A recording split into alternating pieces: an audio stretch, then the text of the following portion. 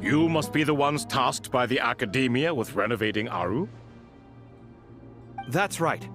Good afternoon. I'm Kaveh, and these two are Termezi and Naisaburi.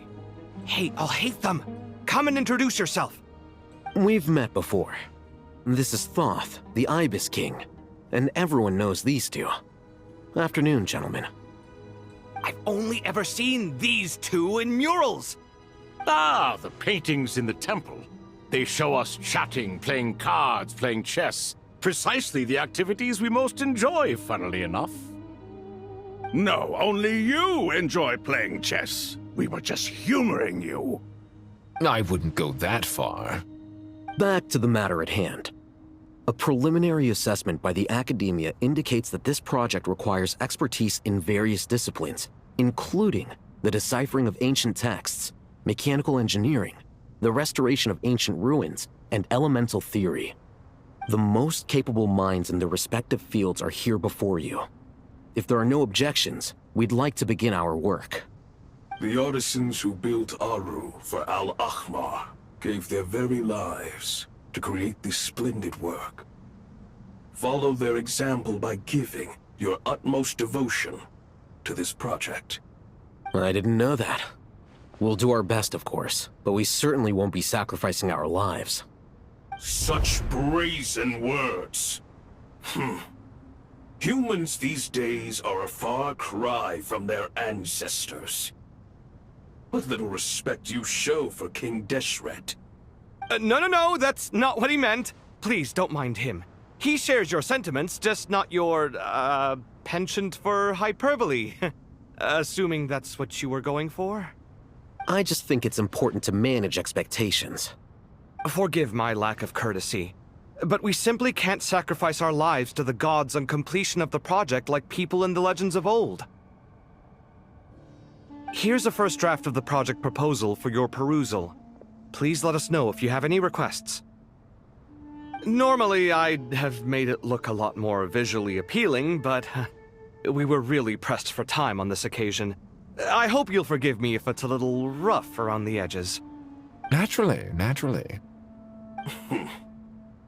If my fellow ministers deem this meager display of respect sufficient, I suppose I can consider agreeing to their proposal.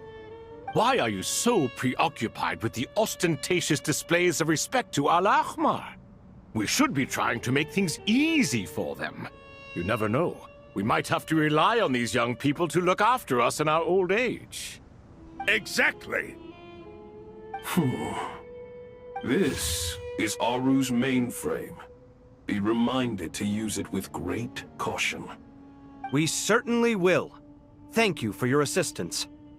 You may attempt to lay out punishments should you so desire, though I'm afraid it would be futile. You and I both know that certain components of Aru can only be operated by humans. King Deshret always believed in humanity.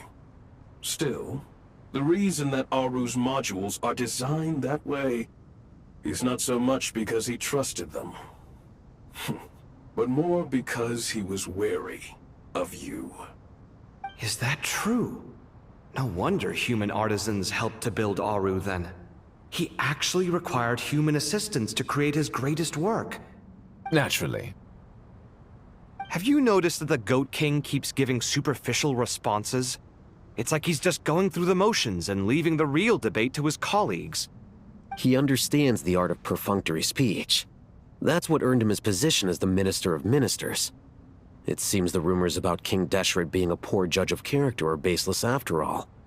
Excuse me for being blunt, but it sounds suspiciously like you're putting yourself on a pedestal and mocking me. You're mistaken. And while there's nothing strictly wrong with making every conversation about yourself, it's not exactly a positive tendency either.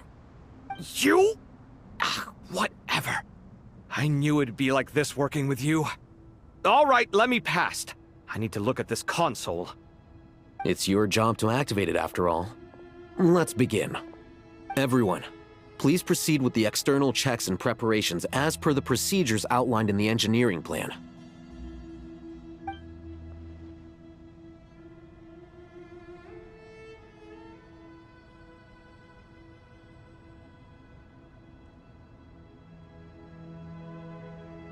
Hello there, youngsters.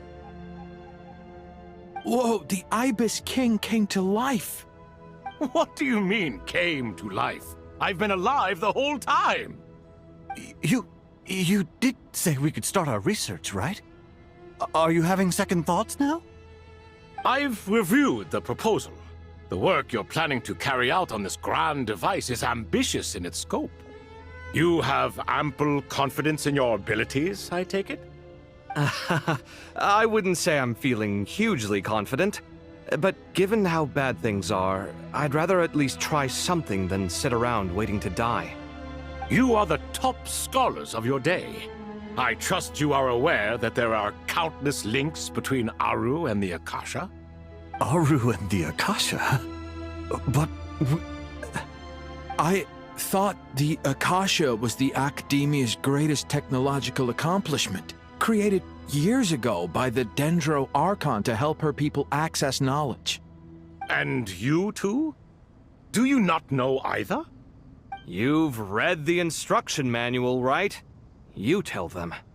An instruction manual? The Akasha has an instruction manual? The Dendro Archon is a kind and thoughtful god indeed. It used to sit on a shelf in the corner at the House of Dana. Not the most popular read. If the manual is to be believed, Aru was in fact the original inspiration for the Akasha system. what? But there are so few records about Aru anywhere. And practically none of the scientific expeditions into the desert had anything to do with it. Ah, but this is something you could not possibly have known. You may have heard many stories about the desert, but what is the most important aspect of history? Consider this a quiz. Anyone from Vahumana present? I'm from Vahumana. It's, well, veracity. Precisely. And a large part of veracity is the chronological order in which events occur. I may as well tell you. In the beginning, Nabu Malikata, the goddess of flowers, descended upon Sumeru. The glory of the heaven was within her. She brought life, oases, and knowledge to this land. Then she created the Jinn, enlightened them, and ordered them to serve her. Two other gods also walked upon this land where wisdom flowed in abundance, and the three met beneath the great green trees. It was the first and greatest alliance.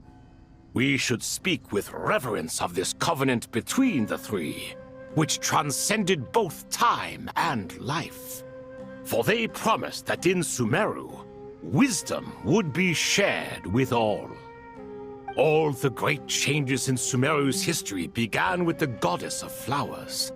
For King Deshret's sake, she pried into the secrets of Celestia, and for this was burned to ashes by the flames of wrath. So grieved was King Deshret by her passing that he lost all interest in state affairs and devoted himself instead to the knowledge that she had brought back. It was after learning of the technology from that floating island in the sky that he first conceived of Aru.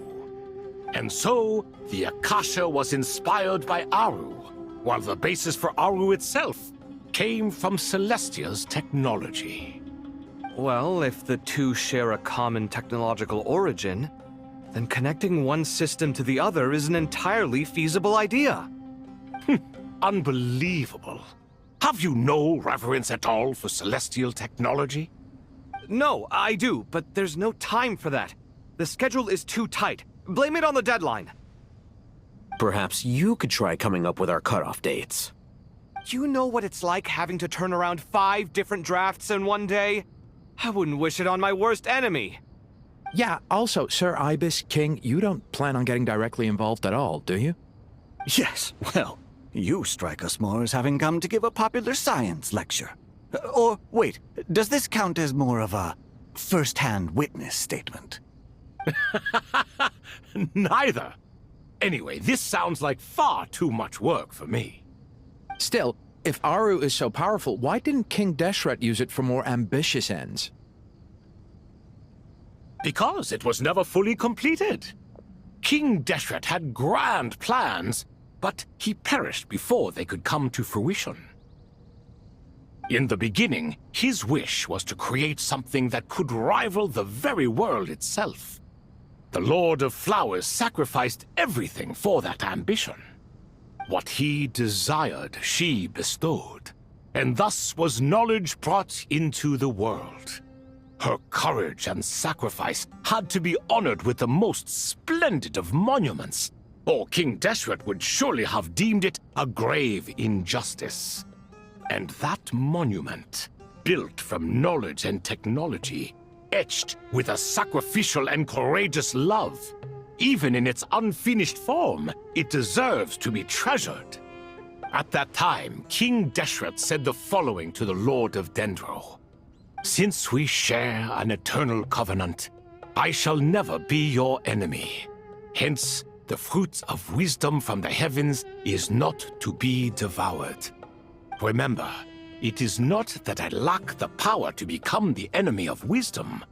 Yet you and she have taught me much and shown me kindness. For this, I cherish you both." In the end, Aru was only used to store a portion of the souls. It was but a primitive form of the masterwork the king had envisaged. His final hope for Aru was to return to the past, when she yet lived. So the point you're making is, King Deshret was both powerful and ambitious, and he only ceased his imperious ways out of affection for the Goddess of Flowers and the Dendro Archon. You could see this as an act of mercy, but you could also see it as the sentiments that lay between these three gods placing constraints on him. This was, after all, the foundation of the alliance between them. This explains why Aru was both a prison and a monument, and why the answer to the three questions was time. You have to be careful who you get involved with, or you invite all manner of misfortune. This is as true for gods as it is for humans. Love is the same. It is both a prison and a monument. All right, let us pause the story here for now. Seeing as you've been so diligent, I'll offer a little help. Who's in charge again? Is it you two? Ah, yes, me and him. Now then, close your eyes. Wisdom hides in the space between the tangible and the intangible.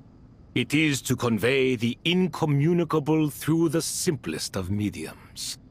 By the power of King Deshret, I shall grant you a glimpse into the unseen secrets that lie at the threshold of existence.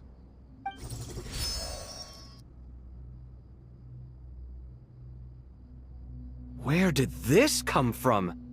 Is it a new mechanism? It looks more like some form of externalized information. You've rendered it visible? Just as the Akasha allows you to access a greater range of knowledge, the power of our king permits one to perceive ingenuities that do not belong to this world. This is no ordinary mechanism. It reflects the internal structure of Aru. Whether you choose to increase or decrease, keep or discard. Come, use these to achieve the outcome you desire. Looks mechanical to me. Better let me handle it, just in case. But wait, how do I get up there? Turn around. So that's where the elevator is!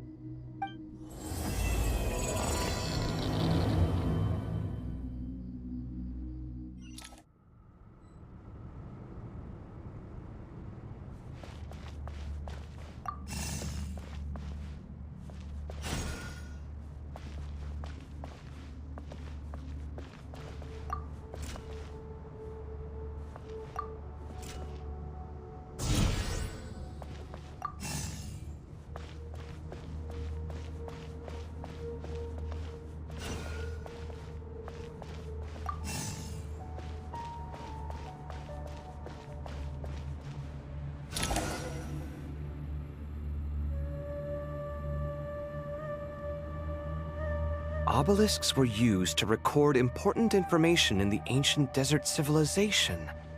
Hey, Alhaitham, there's some writing here I'll need you to decipher. I've sent it to your screen. Do you see it? Got it. It's a little blurry, but I should manage. Take a look and tell me what it says. Oh, and I'll send any other similar text directly to you from now on. Let's start with this one.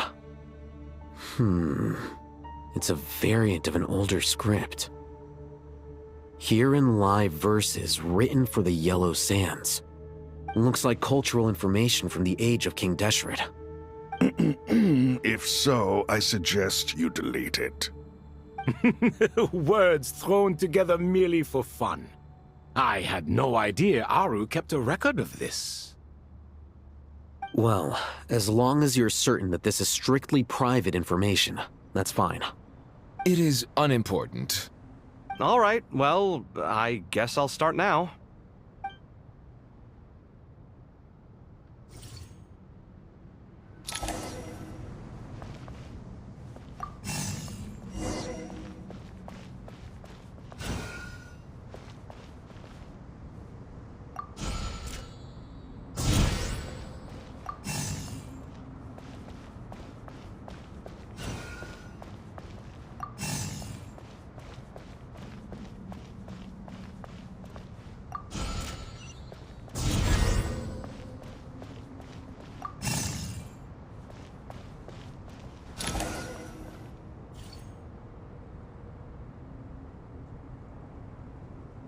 Found some more. Sending them over to you now. These are all reports about the Gurubad conflict. Can we delete them? I'd say so. Most of this information has already been archived anyway. What if there are details in there that Vahumana missed? What are we supposed to do if they come after us in the future? They'll just have to live with it. If we don't resolve these issues now, there won't even be an academia in the future, let alone a Vahumana Darshan. Yeah, you're right. Okay, done. There's some other similar monuments nearby. I'll check them out.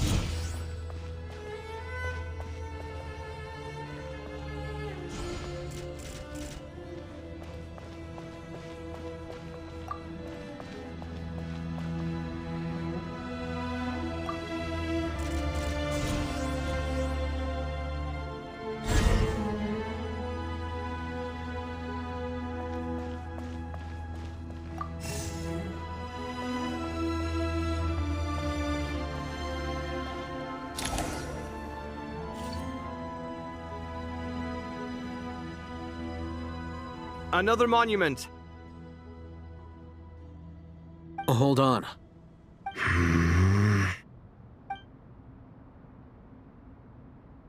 You're still reading it? How long is it? It records the development and governance of the Oasis civilization.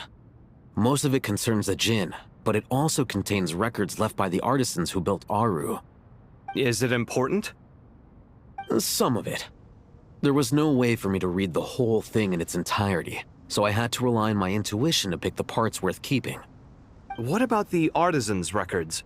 What do they mention? They're speculations, mostly. For instance, they were wondering how to protect themselves if King Deshret decided to silence them after the construction of Aru was complete. Sounds like pure mythology to me. Surely that kind of thing didn't really happen. The records do emphasize that this was merely their conjecture based on various myths. Still, the artisans did leave details of their plans to survive, including blueprints for their escape route. Even that got recorded? Okay, well, I'll make a copy of this first before I delete it. Is that truly necessary? You won't be needing those. No, the blueprints are important. I want to keep them as a memento.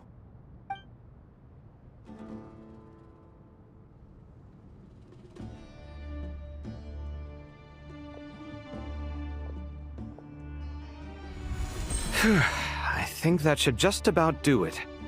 It meets the requirements of the contingency plans, so we should be good.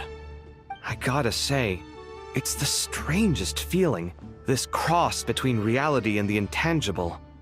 It's like drifting between life and death, or in and out of a dream, using my own hands to manipulate illusions that are forever out of reach. Chasing dreams in the most literal sense. Definitely a novel experience. What happens if my spirit just floats away? That won't happen. Anyway, I wouldn't celebrate just yet if I were you. There's likely to be a phase 2 of this project. All right. I'd better keep my wits about me then.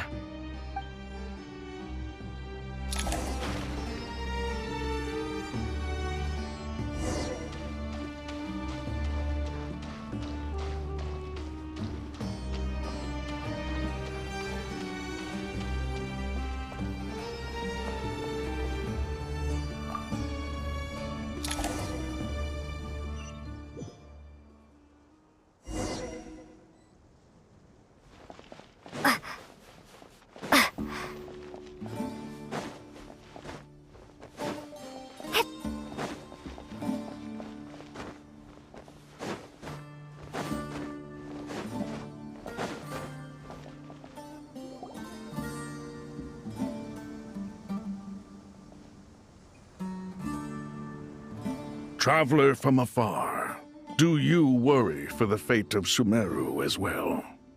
Whoa! It's Sobek the Crocodile King!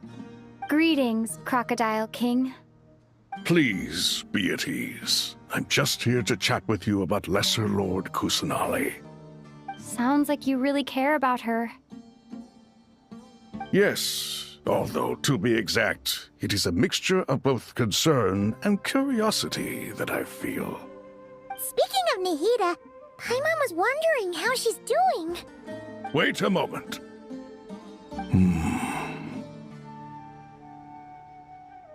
What is it? I tried calling out to a pep, but there was no response. This can only mean that she is focusing all her energy on taking care of Lesser Lord Kusanali. All the gods who serve King Deshret seemed super surprised to hear that Apep agreed to help Nahida. Guessing she made a bad impression on you or something. Are you aware of the history between her and our king? Then you are learned indeed. I'm glad to know that Sumeru has the support of someone like you. At the end of his life, King Deshret tricked the Dendro Dragon into swallowing him whole, leaving her to bear the torment of his sins. The Dendro Dragon despised King Deshret, yet he outwitted her. Rather than bringing disaster to the land, he chose to deceive her and thereby ensure his annihilation. An act that surely displays his love for humanity. The Dendro Dragon stands for the glory of a bygone era. She hated Al-Ahmar and what he represented. All the gods, all the power they wielded.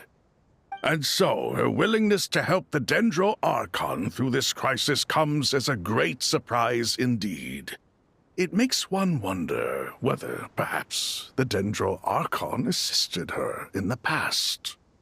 Yep, Nahida did her a huge favor. So Lesser Lord Kusanali put an end to the Dendro Dragon's many long years of torment. As much as she loathes the Seven, Apep knows kindness when she sees it. No wonder she was willing to make an exception. Yeah, that's the sense we got from dealing with her, too. She is not incapable of coexisting with other living things. Rather, she actively chooses to avoid coexistence. And this despite the fact that she symbolizes life itself. How ironic. All of this being said, I wouldn't expect too much from her if I were you. Nothing will change her hatred towards humanity and gods. We'll keep that in mind. Anyway, how much longer do you think Nahida needs to stay with the Pep? For all we know, the Fatui might still be in the desert. Just to be on the safe side, why don't we grab anyone who isn't busy right now and go look for her? I'm alright, Paimon. Huh? Was that Nahida's voice? It seems the treatment was effective. Since when do my deeds require your evaluation?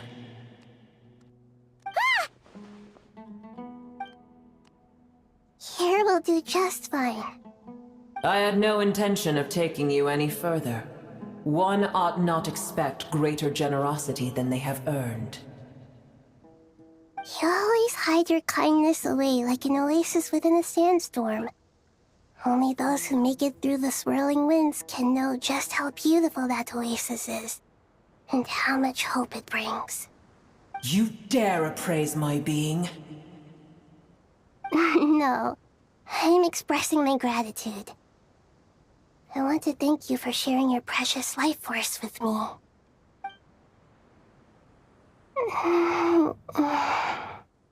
Awake already? You are more resilient than I thought. Pep. I feel much better. Thank you. Gods and their gratitude mean little to me. I would rather you give me your assurance that the situation with Irminsul and Sumeru's ley lines will be competently managed. If I suffer any ill effects from the ley lines, you, as the god of this land, will be held responsible. And you would not enjoy being held to account by me. I understand what you require, but I would assume this task even if you did not demand it. Sumeru is my responsibility. I must resume my duties as soon as possible. A farcical notion. God of Sumeru, I hope you realize how unextraordinary your strength is. And yet, maybe it is precisely what defines me. A god of wisdom is not meant to rule by force. Then hold steady. We go forth. Well, I'll be. Is that a pep? Do my eyes deceive me? Of all places, the Dendro Dragon has decided to visit the mausoleum of King Deshret? I see that after all this time, El Ahmar's menagerie of ministers remain as vile as ever. It's a pleasure, Dendro Dragon. Had you arrived but a little sooner, you might have attended a meeting of the Seven Pillars. What a nauseating thought. You are not the first insects I have had the displeasure of dealing with today. A swarm of them tugged on my tail on my way over. Goodness knows what hovels they crawled from. Why do all the creatures of this world remain so lowly after all this time? What did you do with them? I cast them away. What would you have me do? Keep them as trinkets? Boer, this is where we shall part ways. To be clear, I do not wish to see you or anyone else here ever again, unless absolutely necessary. Then I wish you peace as you return to your dwelling place. It matters not to me. Simply refrain from bothering me again.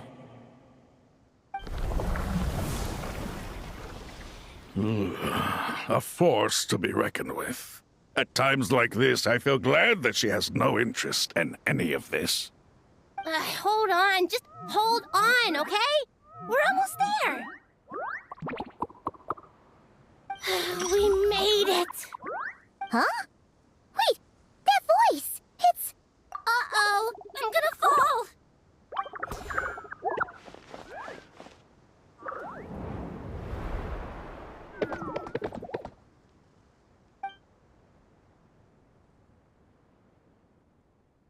Well, that's a relief. A pair of safe hands indeed. The Dendro Archon's familiars. They are the last thing I expected to see here. Huh? Wait, what are the Aranara doing here? Don't you guys hate the desert? Obviously I was worried about the Dendro Archon. I I've been supporting them with my Pari powers the whole way here. Oh, you seem pretty nervous. Is it because there are too many people around? Not just people. It's all these non-human beings, too. It's hard on them. I can't believe you made such a long and dangerous journey just for my sake. I appreciate your support so much. Thank you all. I'll have to ask everyone to wait while I help our new arrival settle in. Once I'm done, I'll gather everyone to discuss our next steps. Traveler, Paimon, shall we find a place for our friends to stay? Awesome! Let's go! Well, first I have some questions.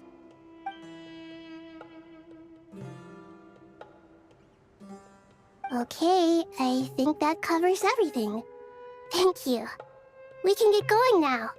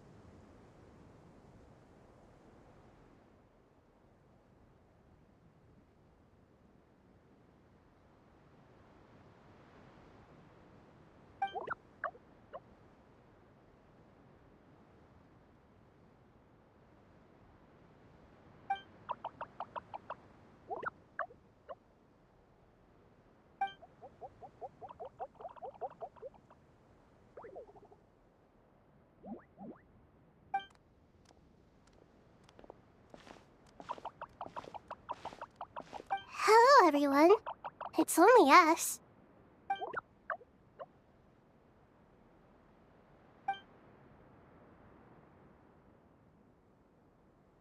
It must be very tough for you coming all the way out here, especially since you don't like the Voluka. Is everyone back in Purana doing well?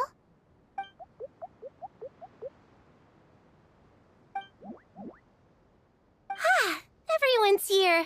Good. Are you okay? You look like you were about to pass out back there. Then you're forgetting who I am. Don't underestimate me.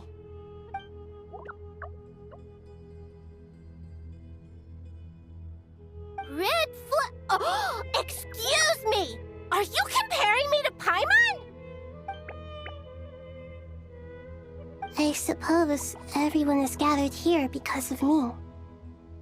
As we can see, the situation is critical, and everyone is very busy with their various tasks, so...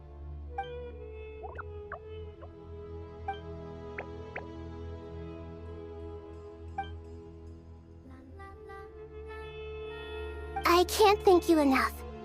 Right now, we're focused on restructuring Aru, processing excess information, and helping restore everyone's confidence. I'm sure you'll find it all very straightforward. I can help too. Just let me know where I'm needed.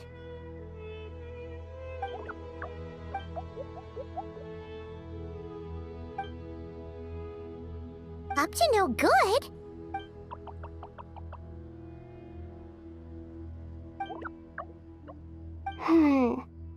That definitely sounds suspicious. Traveler, Paimon, I have other work to attend to here that needs to take priority. Could I trouble you to investigate the situation Arabalika spoke of? No problem. Leave it to us. Thank you. I'm counting on you.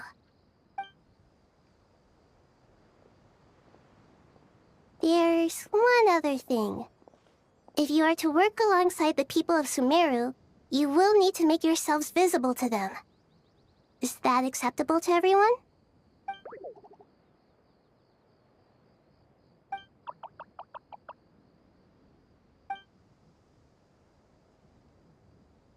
There's nothing to fear.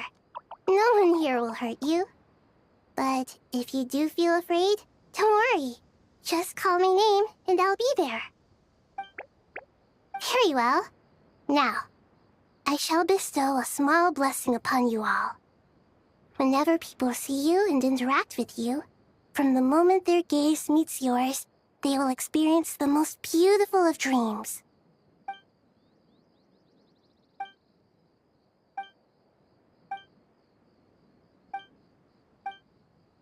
Do not fear. We will face it together. This too shall pass.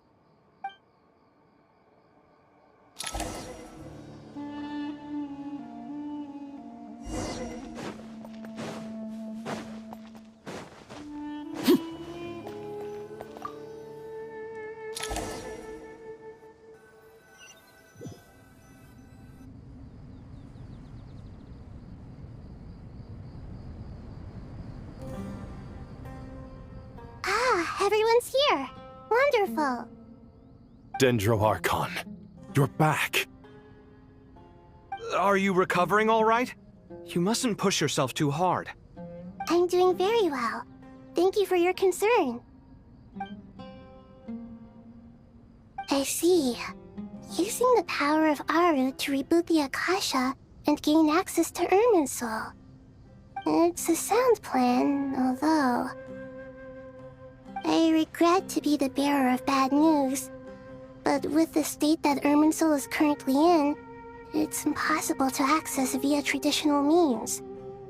Even the Akasha won't change that. Alas, we had feared this may be the case. And what about non-traditional means? Non-traditional means? Are you saying... Desperate times call for new measures.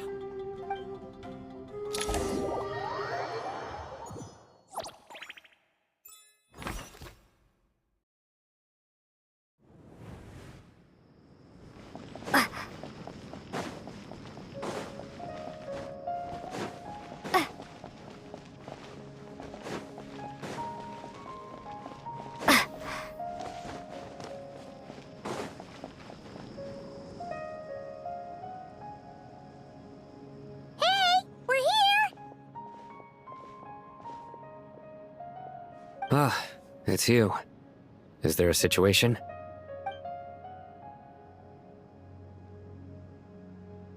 The Aranara have good intuition when it comes to people. In other words, there may well be a traitor among us. Given everything that's going on, I'd be more surprised if there wasn't.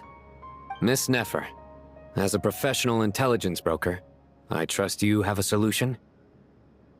Not one that I'm willing to volunteer. What's in it for me? Let's say I'll treat this as a pilot project aimed at expanding your intelligence operations.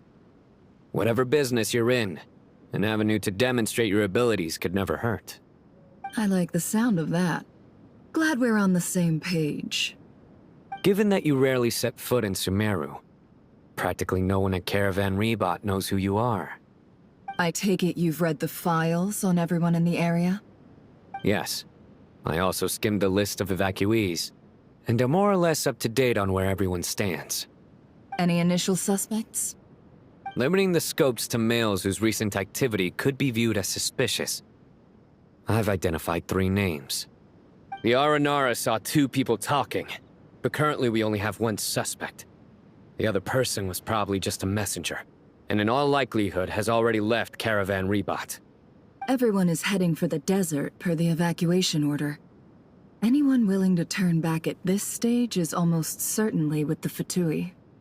There's no way it was a spur-of-the-moment decision to act at a time like this. This spy must have been planted long ago. We need to smoke him out from wherever he's hiding. Sounds like you have the beginnings of a plan.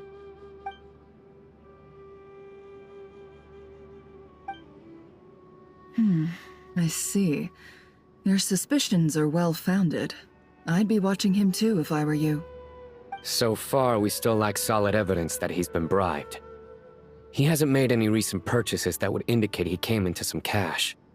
Then let's get closer to him to confirm before we make our move. I can handle it.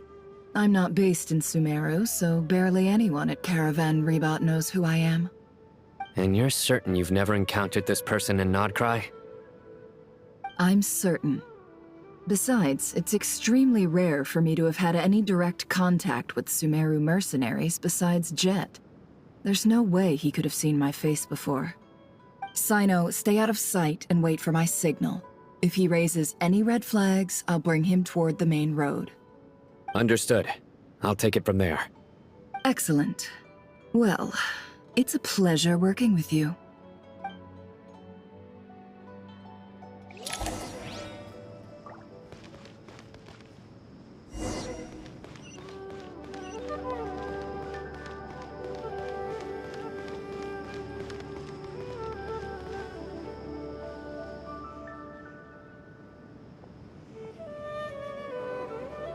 Darker skin, scars, frequents the desert and has ample combat experience.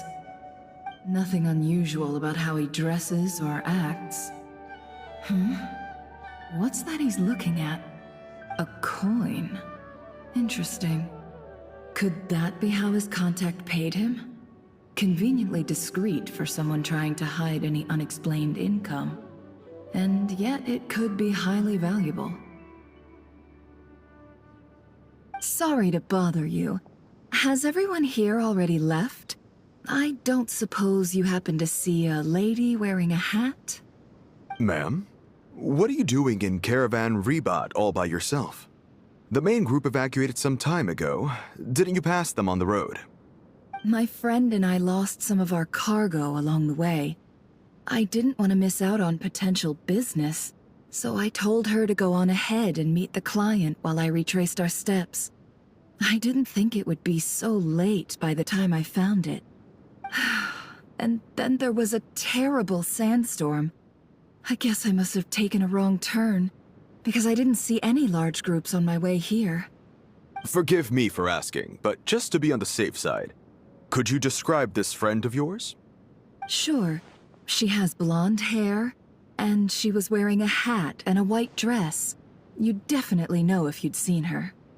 Yes, I think that does ring a bell. Ah, my apologies. During this exceptional time, the Core of 30 are under orders to be extra cautious when dealing with unknown people, whoever they might be. I understand. Well, sir, is there anything else you need to know? If not, I'd better try and catch up with them. Hey, wait! They left a good while ago now. You'll never catch up with them on your own. Why don't I give you a ride? I'm here to collect the last few people anyway. We have plenty of carts, so one more won't be a problem. That would be amazing. Traveling with a group will be much safer. I'll have to pay you for your trouble. Hey, let's not worry about the money for now. Wait here a moment. Once I'm done packing up, I'll take you to join the rest of the group. All right, thanks. Let me know if you need a hand carrying anything. No need for that. I'm strong enough for both of us. Okay. Well, I wish there was some way I could repay you. Guess it's my lucky day, running into someone who knows what they're doing here. You might have just saved my life, you know? You're not wrong there. I mean, what kind of cargo is so important that it's worth risking your life to get back? I hope for your sake that it's priceless. Actually, I suppose I can tell you, since you've been such a big help. But be sure to keep it to yourself, or we could both be in big trouble. Oh, really? Sounds mysterious. We're in the antiques business. You understand? Some of our goods aren't acquired through the most legitimate means. We have to be very discreet when we're selling them. That's why I had to go looking for the missing cargo alone. Ah, no wonder. Well, ma'am, in that case, it turns out that maybe there is something you could do for me. I'm all ears. But to be clear, our commission isn't cheap. Think carefully before you ask. We don't want to ruin our relationship before we even hit the road. I'm sure that won't be a problem. My issue is, I have something that's a little difficult to sell on as well. Take a look at this.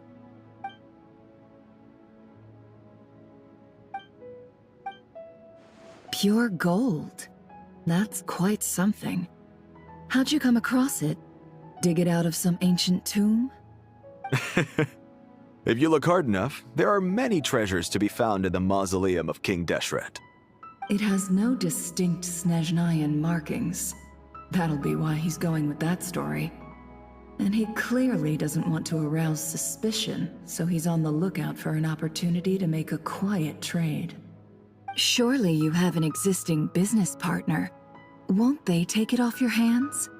I hope I won't be attracting the wrath of my competitors by helping you sell this.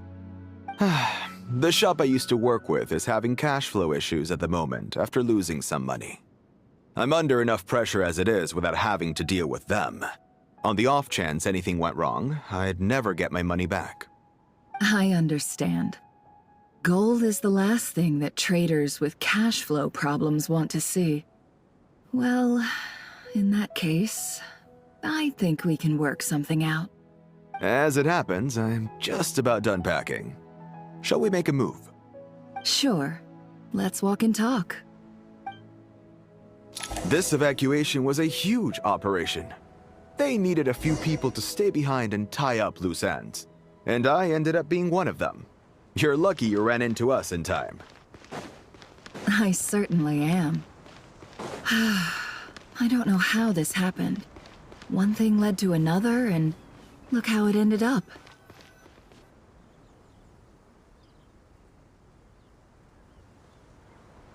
Huh?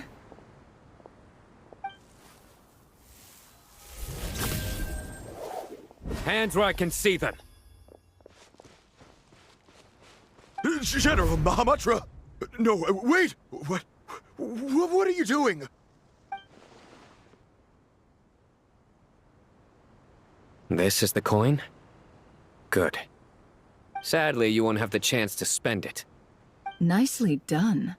Looks like Sumeru's Matra are a well-oiled machine nowadays. Unmarked gold coins are quite difficult to trace. Thanks to you, we have secured the evidence. Here's what's gonna happen.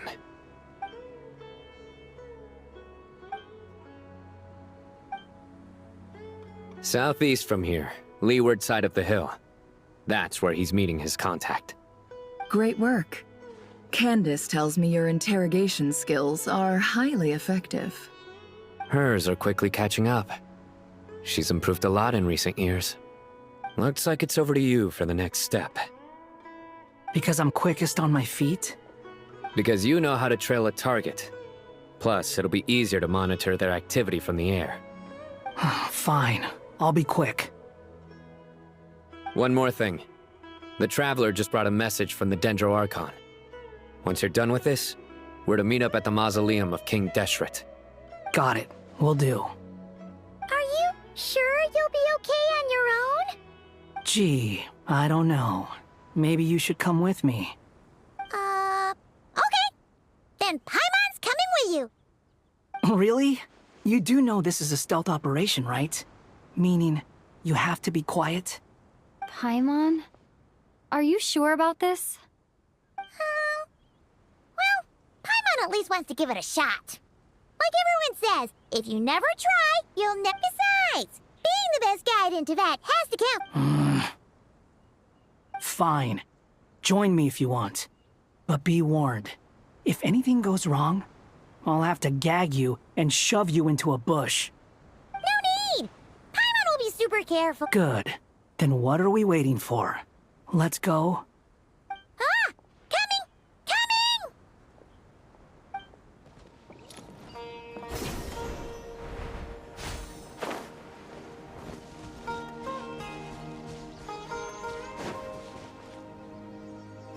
Haggai! Wait up! We're here. Now we wait. Okay, yeah, cool. Cool. What's on your mind, Paimon? Huh?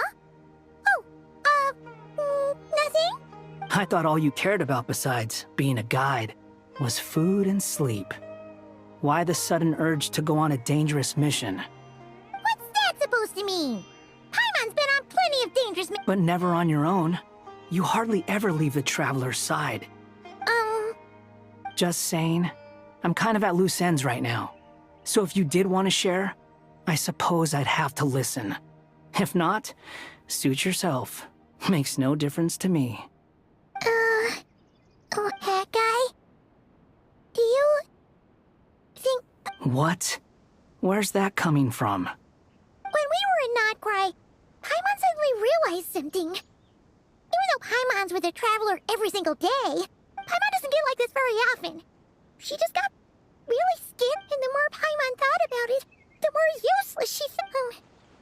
Does that make any sense? You asked the right person. Boy, do I know that feeling.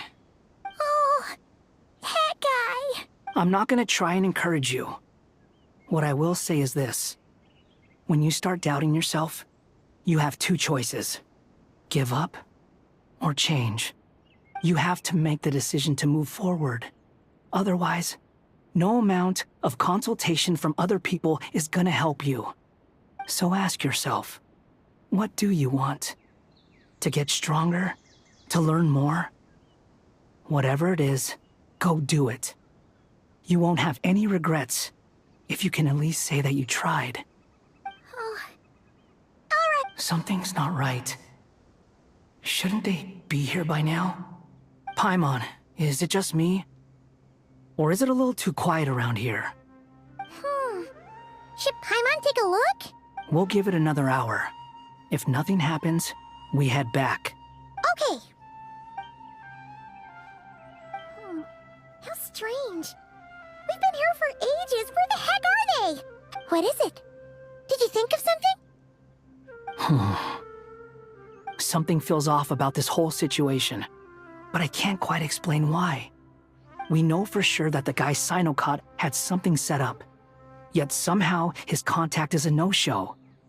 So, either the handler got caught, or, more likely, they decided to cut our guy loose. How would they know to do that? Wouldn't they at least send some— That's the problem. They couldn't possibly know what's happening here. Unless... This feels all too familiar. Come on, let's head back.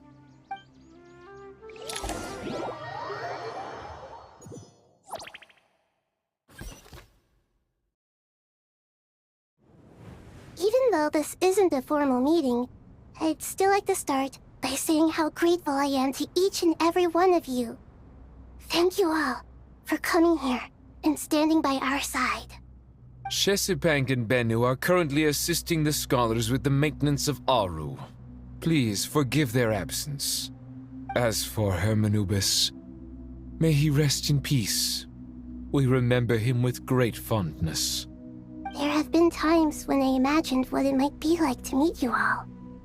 Now that it's really happening, I feel quite emotional.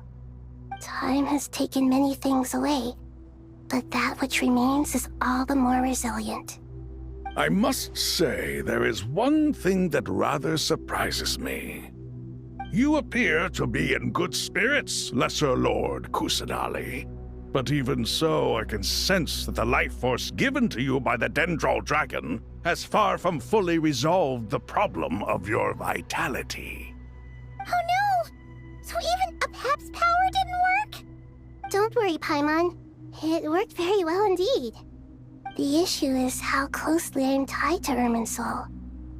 Until the problem with it is resolved, there is no way I can fully recover. Sumeru has undergone tremendous changes during her absence. When gods pass away, inevitably, people's faith in them grows weaker. You must have sensed it already. Your power is not what it once was. Regrettably, this is true. I too have grown weaker due to the effects of Irminsul.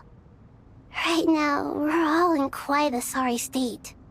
Then what do you suggest? We take all the help we can get. Sumeru is our shared home. You and I, gods and humans alike. We must unite all our strength in this moment. Though Al-Ahmar is no longer with us, the alliance between the three gods remains in force. Regardless, as subjects of our king, we have a responsibility to support Sumeru through this catastrophe. Not to mention that it was the people of Sumeru who released us from this prison of Aru. Times have changed, and the people of today possess greater wisdom than those of the past. You really know how to give a rousing speech, Koti. Now then, let us learn more about your plan. The brightest minds of the Sumeru Academia are busy opening and renovating Aru. They claim it has something to do with Irminsul? Correct. Irminsul has existed in Teyvat since the very beginning.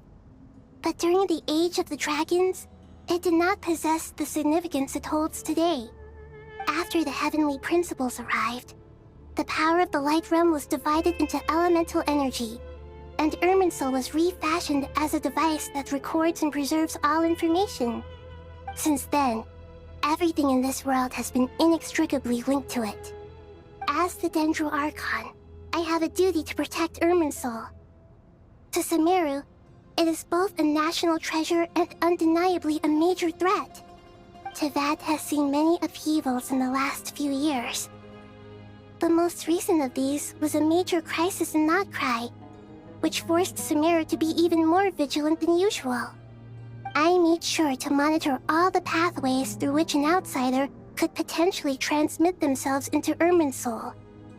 But despite my efforts, a major problem still arose within. I still believe that someone has actively invaded Irminsul. But rather than taking any of the pathways I referred to, the intruder chose instead to utilize the most direct route, and the only one that cannot be protected against, by entering Irminsul through death. I see what you mean. You cannot simply stop all deceased souls from returning to the ley lines because of a potential invasion that could occur at any time. That's right. As important as it is to guard against external threats, I couldn't allow myself to stop the souls of the departed from finding peace. Please, understand how difficult this predicament was for the Dendro Archon. Defense has never been an easy task. After Irminsul was invaded, my authority was quickly restricted. Soon after that, the tree began denying access to any connections. I'm sure you feel responsible, but you are not to blame. No one can predict every possible disaster.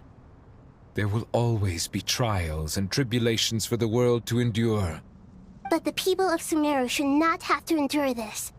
We must find a way to break through the lockdown and connect to Irminsul. And this is why you need Aru. Yes. The only thing in Sumeru capable of rivaling Irminsul in terms of overall function and performance is Al-Ahmar's legacy, Aru. All I managed to do before falling into a coma was make some minor adjustments to Irminsul. Using Aru is a last resort, and a move that comes with enormous risks. The Scholar's initial plan was to borrow Aru's power to reboot the Akasha, then use the Akasha to connect to Irminsul and investigate. Unfortunately, Irminsul has suffered far greater damage than they first thought, rendering that plan futile. To rise to the challenge, we had to resort to more extreme and far costlier means. This has led to a number of new contingency plans. To reclaim Irminsul, our brightest scholars have made further modifications to Aru with multiple goals in mind. I thank you all for giving them your blessing in this endeavor. Human wisdom has clearly improved over the millennia. You have not only our support, but that of the Jinn, the Aranara, and the Pari. Together, we will do everything in our power to save Irminsul. By the way, when you spoke earlier of an intruder, it almost sounded as if you knew who you were dealing with and what they were capable of. Well, since you ask.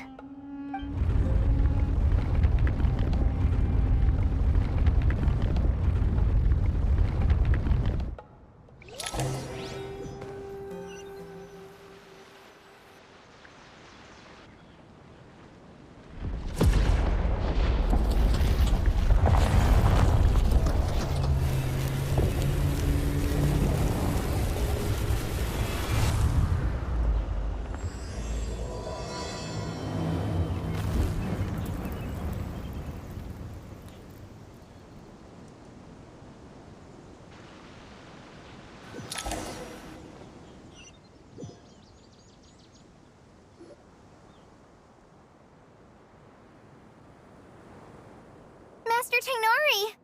What is that? Is this Irminsul? How did this happen? What's going on inside? Luckily, we managed to evacuate everyone. What in the world was that? That was terrifying! Oh my. I understand now, Dendro Archon.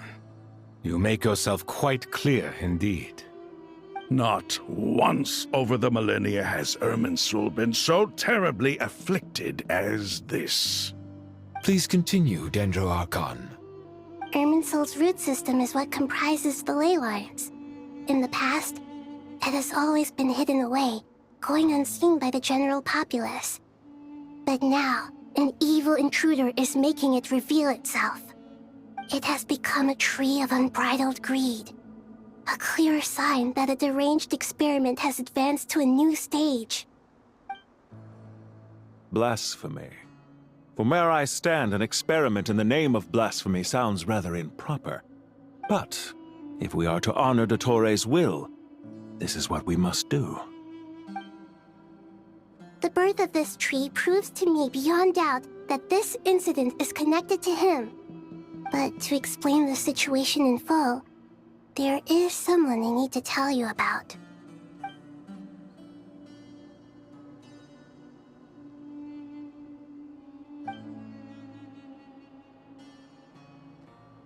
Zandik. So it was him. I saw him in the desert once. A man of supreme arrogance. So this is where it has taken him. But didn't Dottore die and not cry? How is he still able to do all this? He must still have loyal followers amongst the Fatui. Even so, I'm still unclear as to how he has been able to wield such a profound influence over Irminsul. I can confirm that Fatui forces have arrived in Sumeru City. Furthermore, Irminsul seems to be undergoing some kind of mutation. Evil branches are beginning to grow.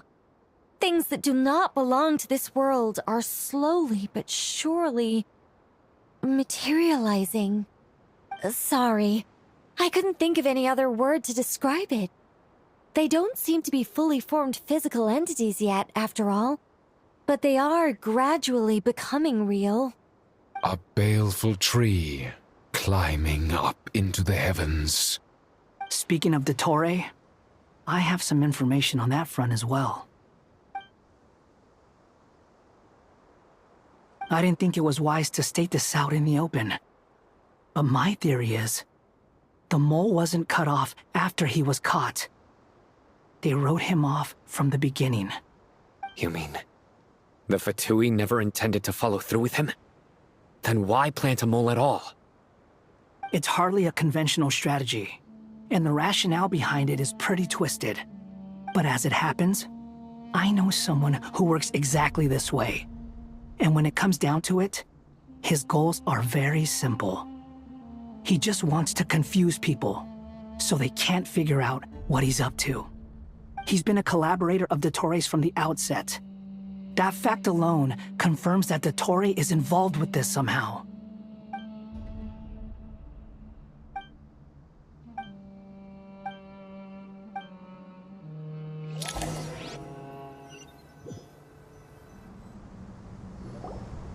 There is still much to be done. Everyone, please remember our core strategy. As per the discussions, the following groups must act immediately. Mr. Alhaitham and Mr. Kave, the next phase of the Aru renovation project must begin right away. Godspeed to you both. We'll give it everything we've got. The plan looks feasible, but the implementation will require certain resources. General Mahamatra Sino and his team will help to procure the materials required for modifying the terminal. No problem. I've already spoken with Sethos and Hat Guy, and they've agreed to assist me. This kind of thing is best left to the fleet-footed, right? Hat Guy? If it's efficiency you're after, we're the right people for the job.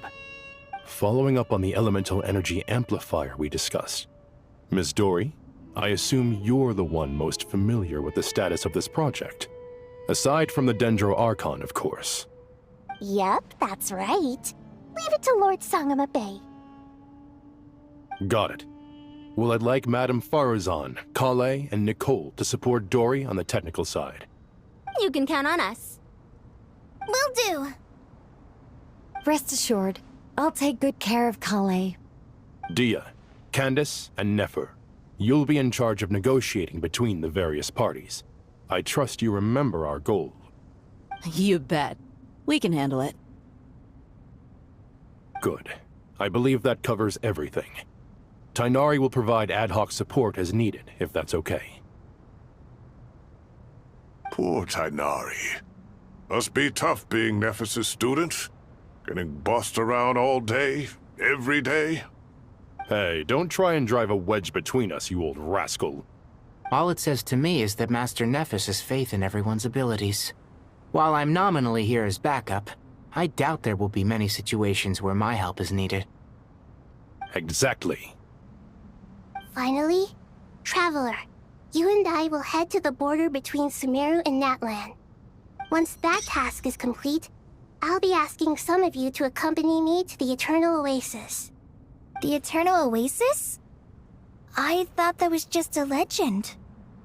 So it does exist after all. Regarding your trip to Natlan, under normal circumstances, a meeting between our two nations would be a far more formal affair. Unfortunately, Sumeru is all but completely cut off from the outside world at present. So regretfully, we won't be able to give the Pyro Archon Mawika the grand reception that she deserves. My apologies for the inconvenience. No point putting too much pressure on yourselves. That goes for everyone. Right. Especially you, Dendro Archon. I'm sure you're still feeling quite weak. Don't worry about me. The Dendro Dragon's life force will sustain me. Plus, we'll be there every step of the way. Nahida will be just fine. Yes. I believe in myself. And I believe in every one of you. Well, time to get going.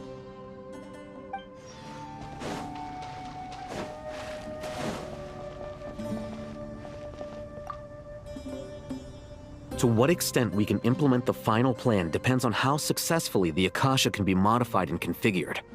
And to make sure the configuration works, Aru will also need some further optimization. Yeah, no surprises there.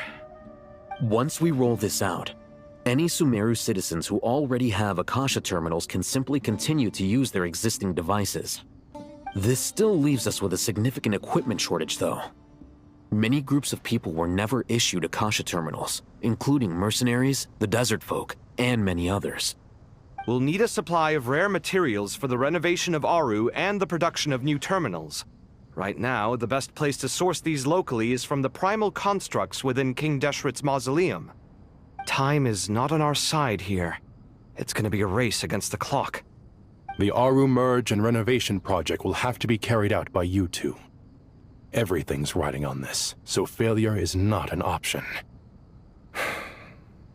Best of luck to you both. As discussed, General Mahamatra Sino and Mr. Hatguy will source the required materials. Mr. Sethos is quite familiar with the layout of King Deshret's mausoleum. With him accompanying them, things should go quite smoothly. I have every confidence. In the meantime, we may as well take a breather. Makes sense. There's not much we can do until the materials arrive. Get in formation and stay close. What is this, boot camp? Knock it off. It's just Sino being Sino. You know what he's like. Everyone clear on our mission objective.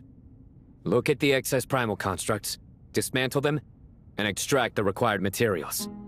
And King Deshret's 7 pillars agree to this? If they're just sitting there doing nothing, we might as well put them to use.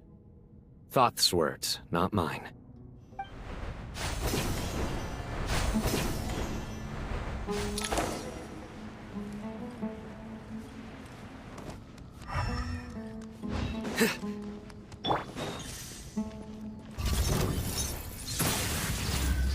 The wind rises.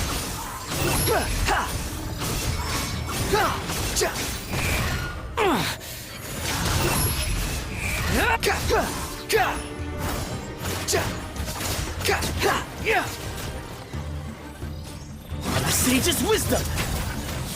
Way ahead of you!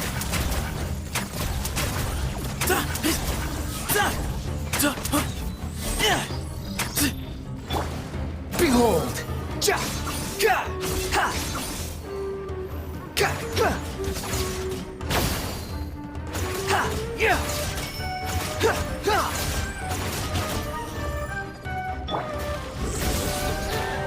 Through me, justice is served. You stand condemned.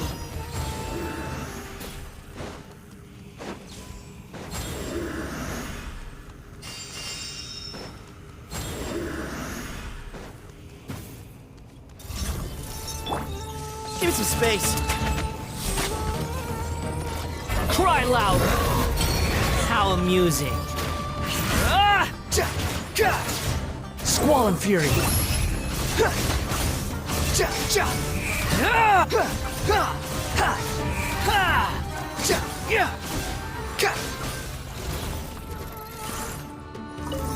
Glory to Al-Akmar!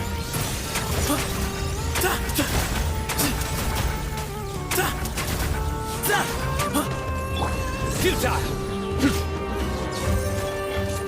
Behold!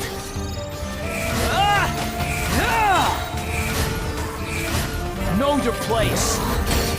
These devices should still be usable even though they're broken down.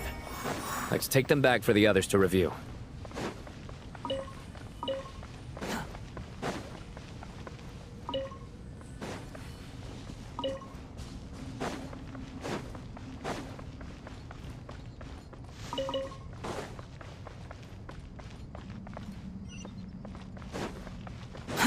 Too slow.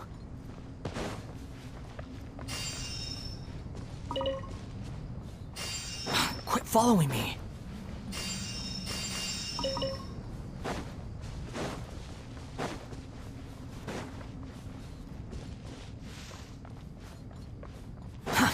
Too slow.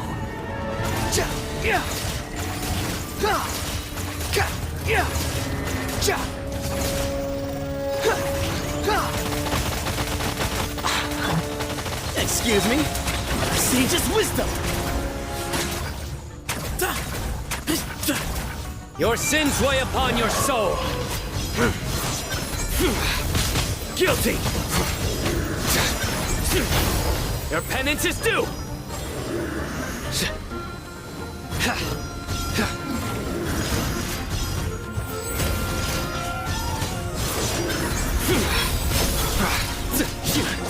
Unsightly insects! The wind rises.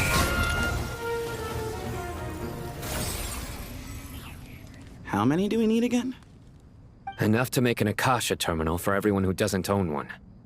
I remember you telling me how revolutionary these Akasha terminals were. You've used one before, right? The Academia declared the Akasha to be the most powerful and comprehensive wisdom dissemination system in history. That should give you an idea of how powerful it is. Certainly sounds impressive. Neither Hat Guy nor I have ever had an Akasha terminal. Well, if it all goes to plan, that's about to change.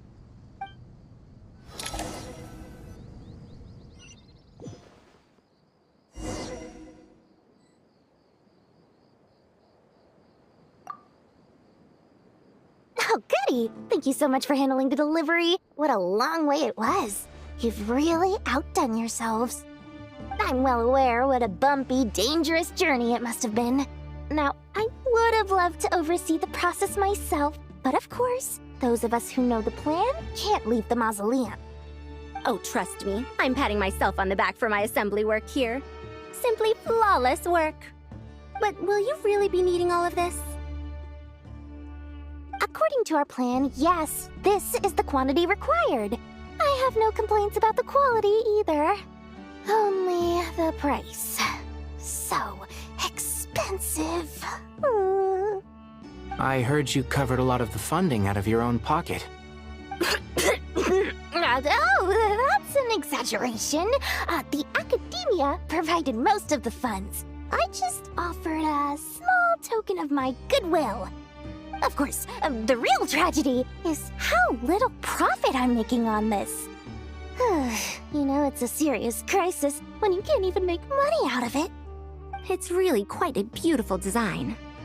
And I'm intrigued by how such a diminutive device is able to output the power of the Light Realm.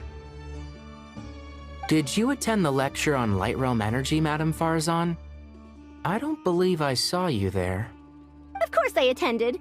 I was just a little late, so I had to listen to the whole thing from outside the back door. Ahem. Anyway, I have a perfectly good understanding of Light Realm, elemental, and abyssal energy, as well as the relationship between the three. Good to know. Master told me in private that the conversion process between Light Realm energy and elemental energy involves highly classified knowledge that shouldn't be disseminated too widely. But even so, the scholars still shared said information. Well, you can't enforce a rule that everyone breaks. Is that the idea? At first, the Dendro Archon was reluctant to explain it in great depth for safety reasons. Later, she came to terms with it, and simply informed my master that we would all have to face the question of survival together. To protect someone from such dangers means keeping them in the dark, but for someone to know and embody the wisdom within, they must understand its very essence. It's an information hazard. We're exposed to danger just by knowing the facts, and just like bait, it lures us in by offering us the solution to our problems. But if you're not careful, you'll end up pursuing it down a dark path. A tricky problem. But today, this big problem has been broken down into many smaller, more trivial ones. What do you mean? Ah, I get it. For instance, you and I share secret knowledge, while she and I take on the risks of life, death, and fate. Something like that? Hey, what? That is not what I call a trivial problem. Well, as they often say in Vahumana, an event that is monumental to the individual is negligible in the grand scheme of history. Generally, the fate of the individual is an insignificant affair. Being from Amorta, where the subject of our research tends to be a lot more personal, I have to disagree. It's hard to dismiss the individual as insignificant. In other words, the big problem of survival has been broken down into many small, interconnected factors, and each one of us represents one of those factors. When the same secret is shared with a group of people, the same fate binds them together. Most people would find this unimaginable, but to us scholars, this is the path that has always beckoned to us. Sharing knowledge is a good way to fight against fate. I will always believe in that. All right, I think that's everything. Thanks a lot. But don't go anywhere just yet. I'll still be needing you to calibrate the equipment.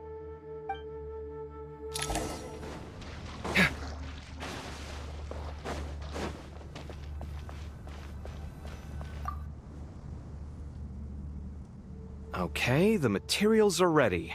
We can proceed with the next phase. Al-Haytham, how are you getting along? Most of the information in Aru is written in ancient desert scripts. Some of this is written in a tribal language, while other parts seem to be a variant of an oasis script, based on the glyph forms. Oh. Not lost to history, I hope. Some are. All we can do is infer the meaning based on the rules of related languages. Although, this section actually fills in some of the missing historical record. I'm transcribing it so we can bring it back to the academia. After Aru started up, 2 more lines of text appeared here. Can you read them? Humans may not read what is written by the gods, except by not reading. Victory should not be easy to attain, for it symbolizes divine wisdom. Knowledge must not waver, for it has external borders. Is this a clue to solving a puzzle? Or is it being symbolic? You can't read it unless you don't read it. Victory is wisdom. Knowledge is confined by borders. Wait, I think I've got it. It's a metaphor, isn't it? It's talking about... a chessboard.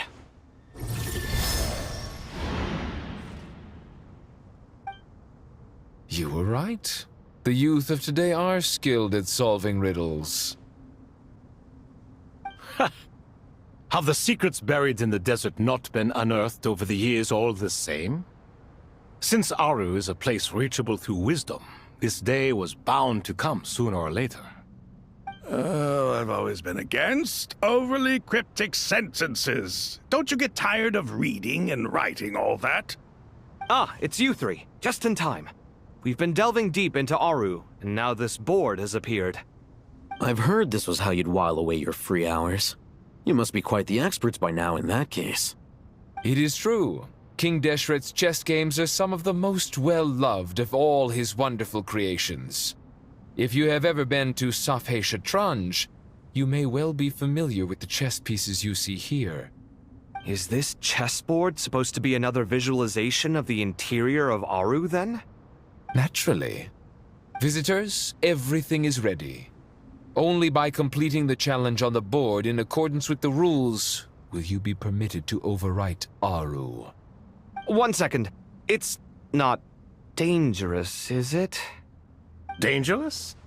Why, yes, of course. I should be the one to go, then. Wait for me here. Sounds like the self-confidence of our present company has rubbed off on you. Don't be ridiculous. I'm your upperclassman, and that means I have to look out for you. I appreciate the sentiment, but a game of chess typically requires 2 players. Besides, I'm sure they won't let things get out of hand.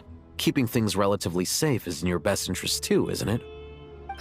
Fair enough.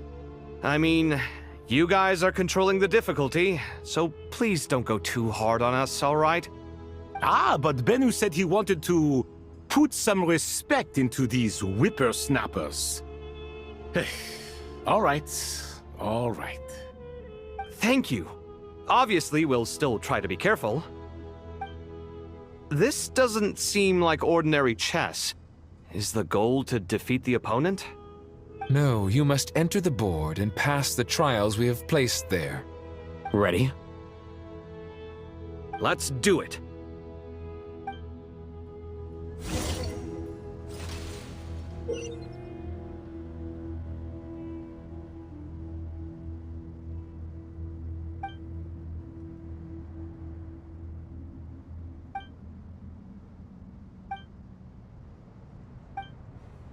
The first trial is posed by me.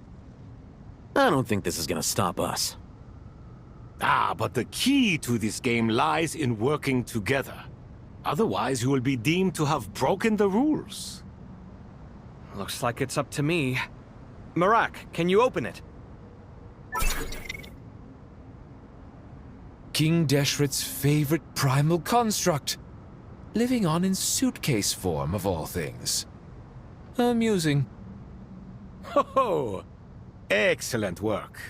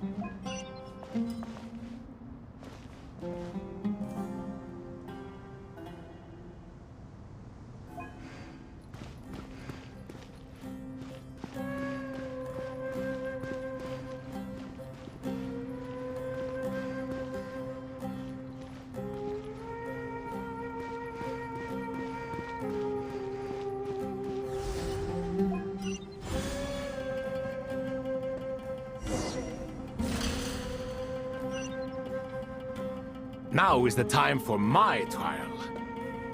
Now, don't be nervous. I'll make it nice and easy for you. Really? Thanks in advance. We appreciate it.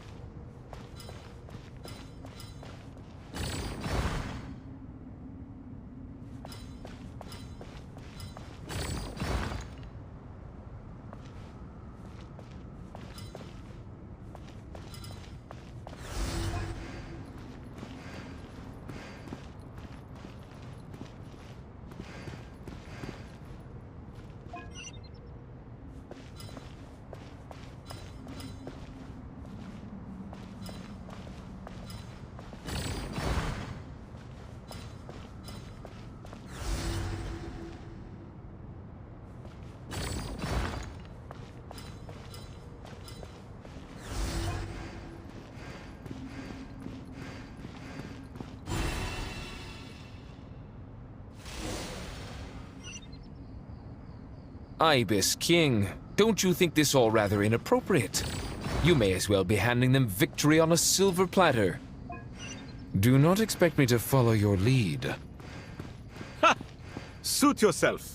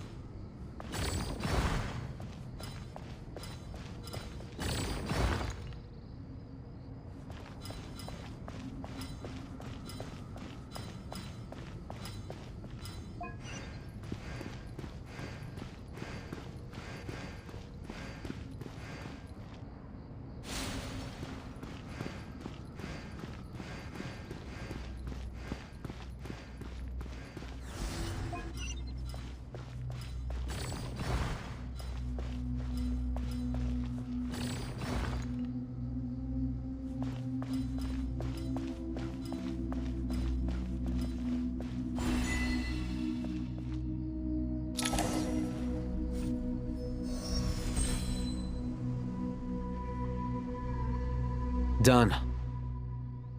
Finally. It's over. But seriously, that was incredible. Standing on the chessboard felt completely different from standing on solid ground. And also... Oh, sorry. I'll save my thoughts for later. Thanks to the three of you for helping us out with this. Is it just me, or were you giving us quite a lot of guidance along the way? We made but a humble contribution. You lived up to our expectations. Bravo! Our aid was not given for naught. In addition to the existing functions, I'd like to ask you for another favor. Since Aru's interference shield can cover the entirety of the mausoleum, it should be possible to extend its range even further. Perhaps you can find a way. So, building upon the existing functions to... Ah! I'm with you! Imagine for a moment. What would the ideal outcome look like if this function were compatible with the devices? I agree. This is the best solution possible. Please, everyone, we beg you to help us. Me, oh my! Well, since you ask so very nicely, I suppose... Goti? Croco? What do you say? Naturally.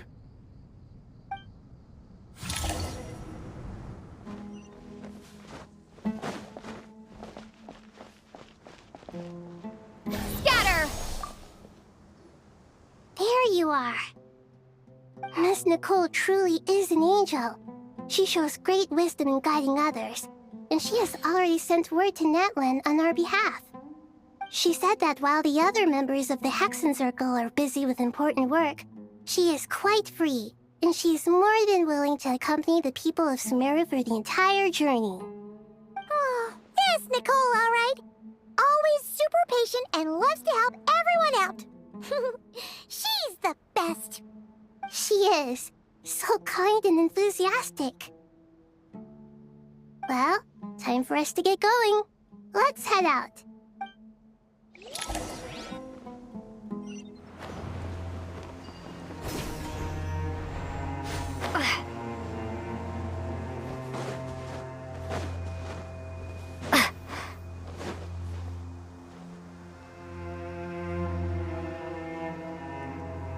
This should be one of the closest places to Natlan in all of Sumeru. There's the barrier Nicole and Nefer mentioned. It completely cuts this nation off from the others. But why? Why separate you from the rest of the world now, specifically? And if I'm not mistaken, Irminsul was polluted once before, wasn't it?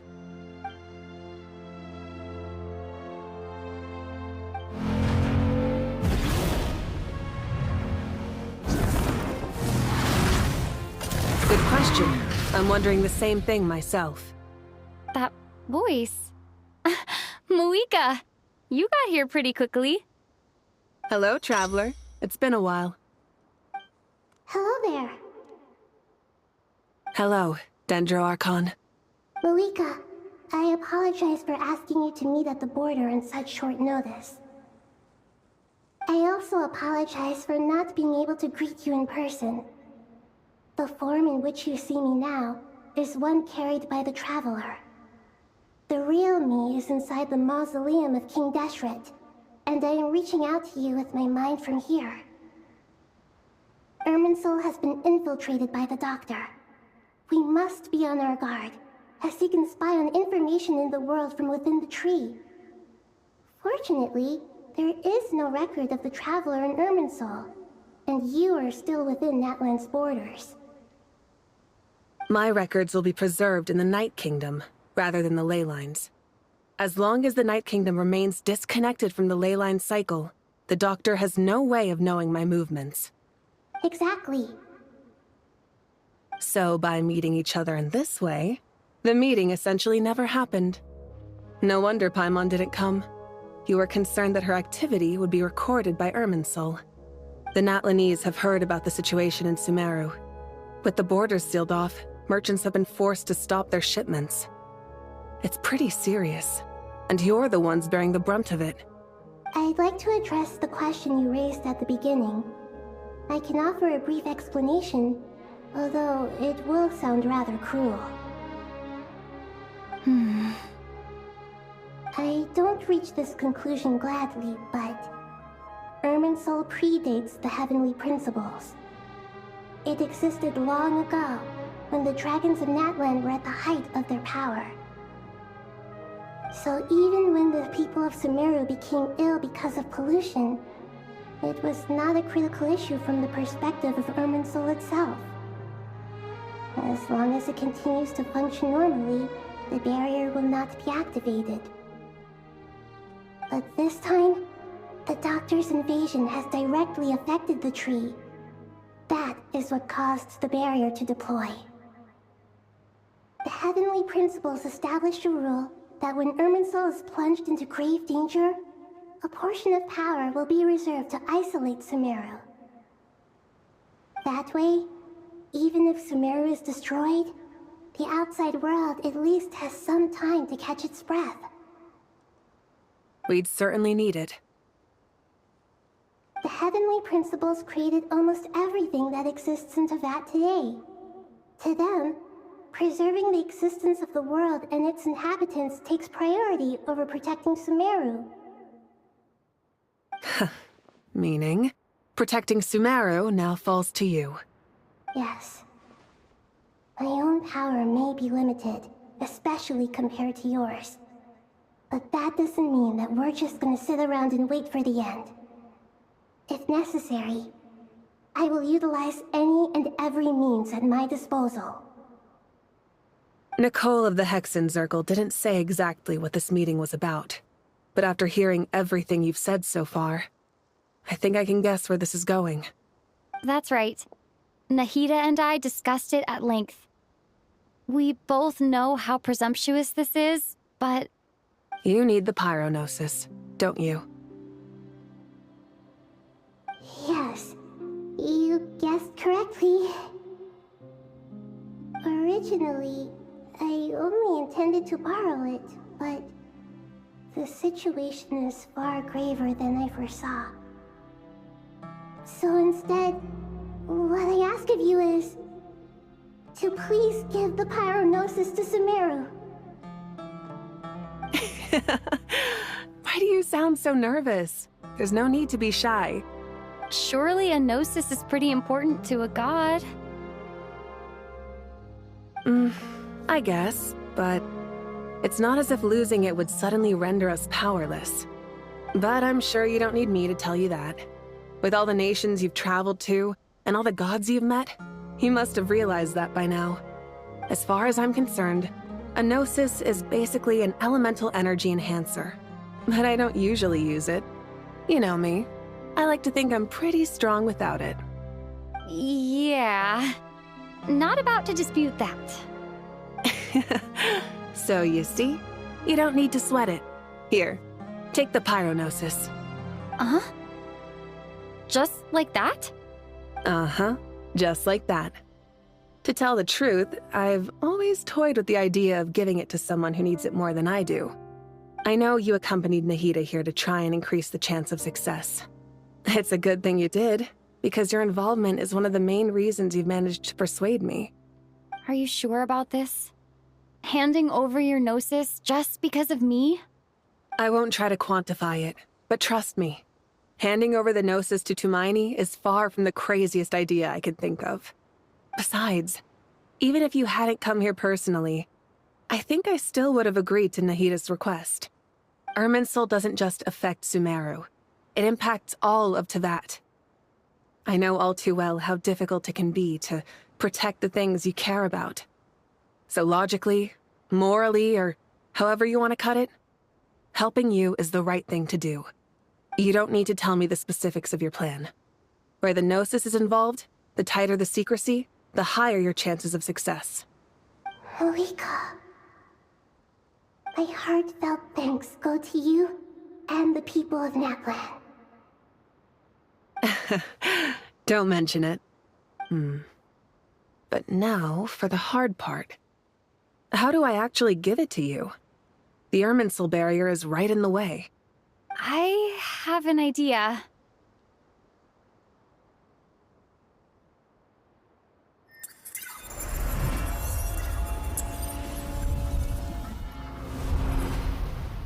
Just as I thought. Incredible. What did you do? Just made a lucky guess. This seems to happen quite a lot. Things that apply to everyone else don't seem to apply to me. I figured the same might be true here. Irminsul usually produces effects based on the records it holds. Since the Traveler is a descender, Irminsul contains no records of her, and thus has no way to impede her. Is that right? You really are full of surprises. Catch. Whoa! Thank you, Moika. Thank you for trusting us with something so important. All right. No need to get so formal. It's not like we're strangers. Besides, there's still one problem. You might be able to pass through the barrier, but I don't know about the Gnosis. Any other surprises for us, Traveler? Let me try something. I have the Pyrognosis in my hand. It feels strangely ordinary. Not particularly heavy. And yet, this tiny thing symbolizes the mighty authority of a god.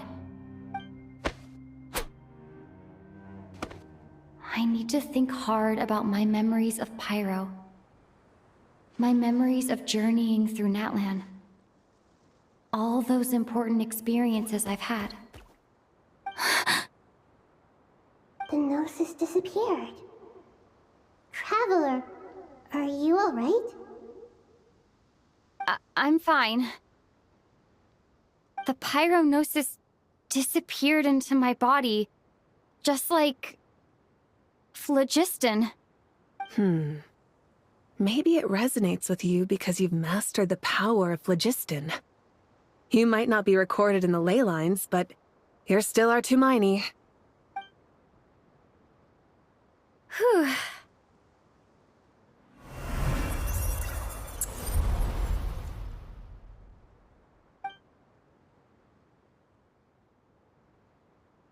Please allow me to express my gratitude once again, Moika. Pleasure. Well, I've given you all the help I can. The rest is up to you. Good luck. We won't let you down. Yeah, we aren't about to lose.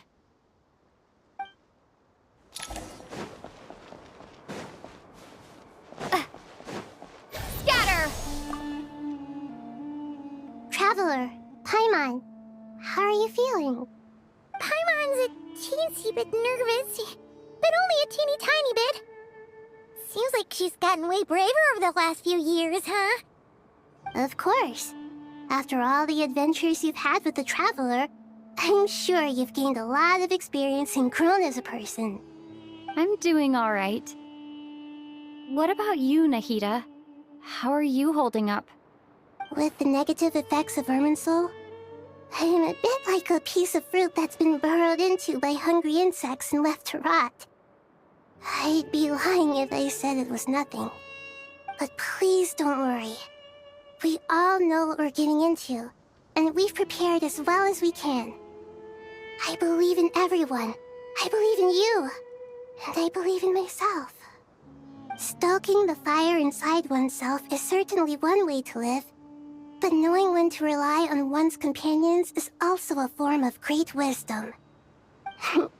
I've been quietly learning little things from everyone, like plucking tufts of fur from a sumpter beast. Me too.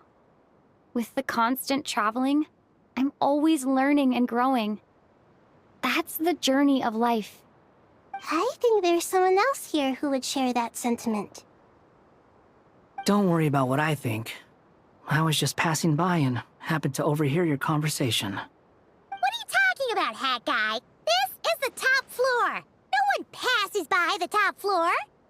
Says who? You can fly just like I can. I would have thought it makes sense to you of all people. I don't know why, but I feel a little more relaxed now. It shows that you feel comfortable laying down your burdens in our presence. It means that Sumeru is a place you can trust, where you know we have your back. And we feel exactly the same way around you. That's what it means to be friends.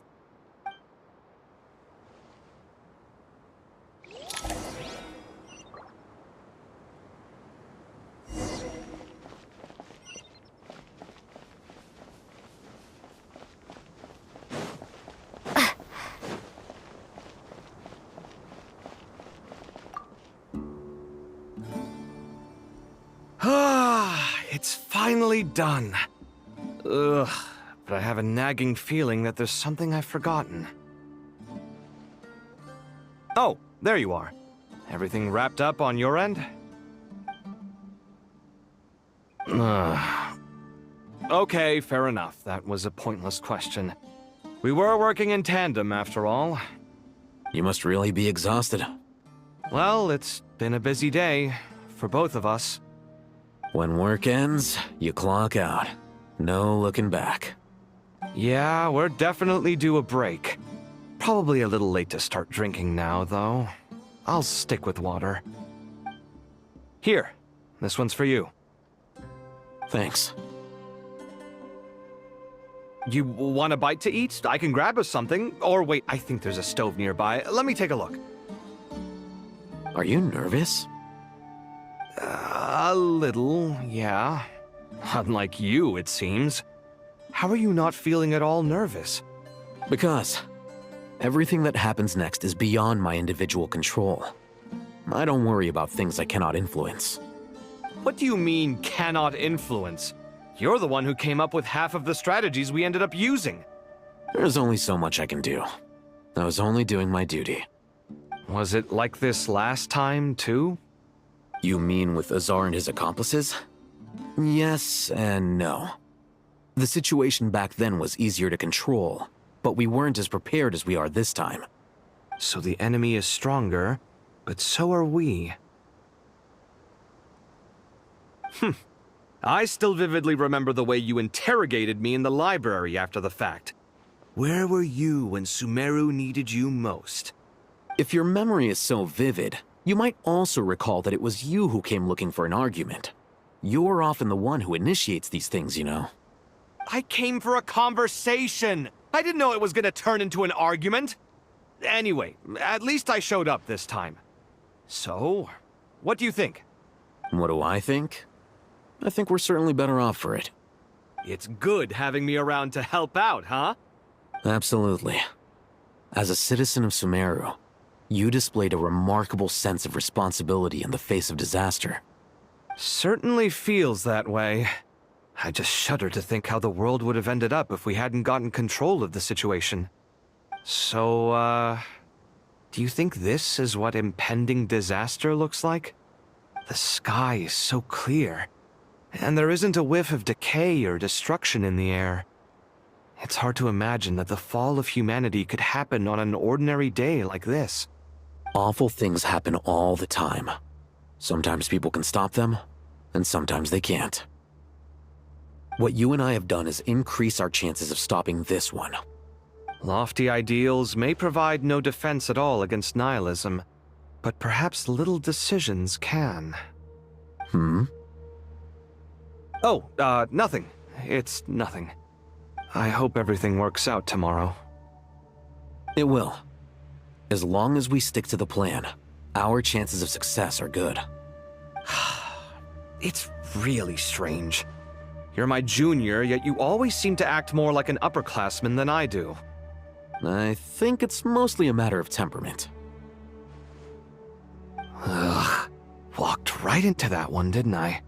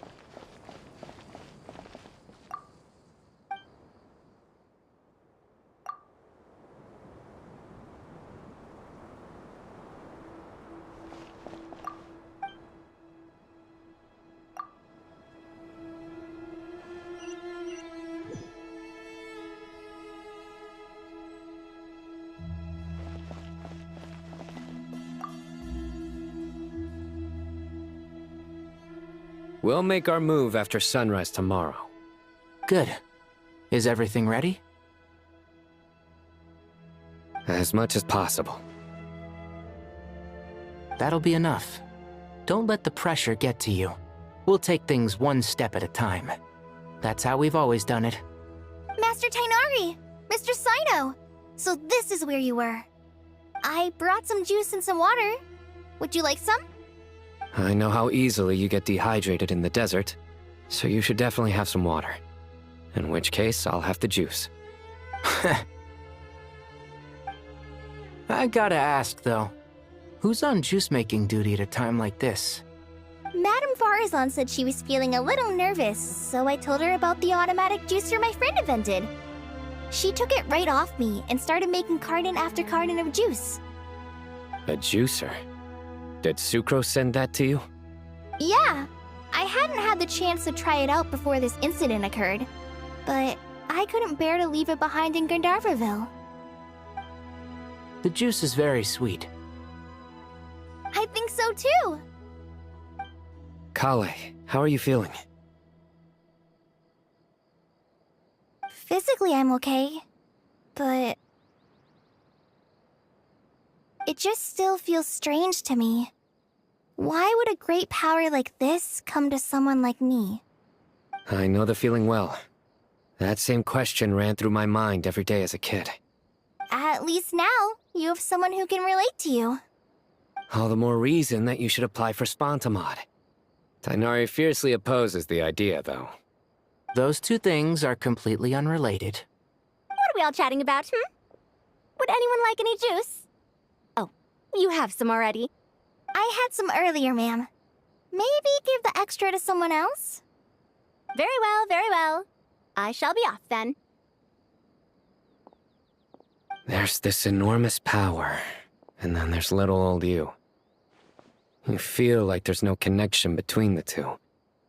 And that sense of dissonance is difficult to get used to. Yeah. But after all this time, I can't believe this stuff still gets to me sometimes. Makes me feel a little childish. Kale, just because we normally keep the conversation light doesn't mean we can't discuss deeper issues. I don't think it's childish at all. You were the victim of a terrible crime. It's normal to struggle with the fallout from it. You have absolutely nothing to be ashamed of. My professor once told me that no incident can be considered truly resolved until the victim says it's over. Your rage and your pain are completely justified. Thanks. Miss Nicole said that the same god remains which were once used to inflict so much pain upon me have now become a weapon with which I can protect everyone. It's like my own personal kind of evolution. Every innocent person who's been hurt needs time to realize that it wasn't their fault. I was the same. But it's all about to be over. Tomorrow, it ends for good. I don't know if you've noticed, but you rarely stumble over your words anymore, and your outlook has become much more positive. It's a big change from how you used to be. And since this isn't over, you can settle the matter on your own terms. It's time you seized back control. I believe in you. Yeah, Sumeru is my home, and it's so important to me. I have to protect it. No, I will protect it. And once you're done, how about you come back and apply for Spantamod? Stop it with the sales pitch, would you? Hey, excuse me. There are still 3 unclaimed cups of juice here. Why don't you take one each? Ugh, my arms are getting sore from carrying them around everywhere. Madame Farazan, why are you... Here, let me take them off your hands. Thank you, Madame Farazan. Drink up and enjoy my handiwork. I think I'm going to make something else now instead. Please, try to relax, Madame Farazan. Your nerves are starting to get the better of you.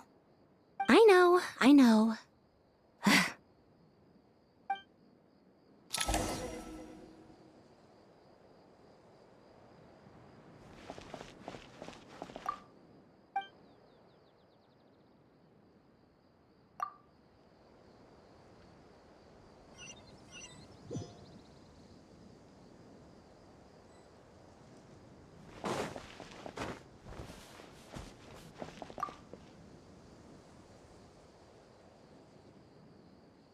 Something on your mind, Miss Nefer?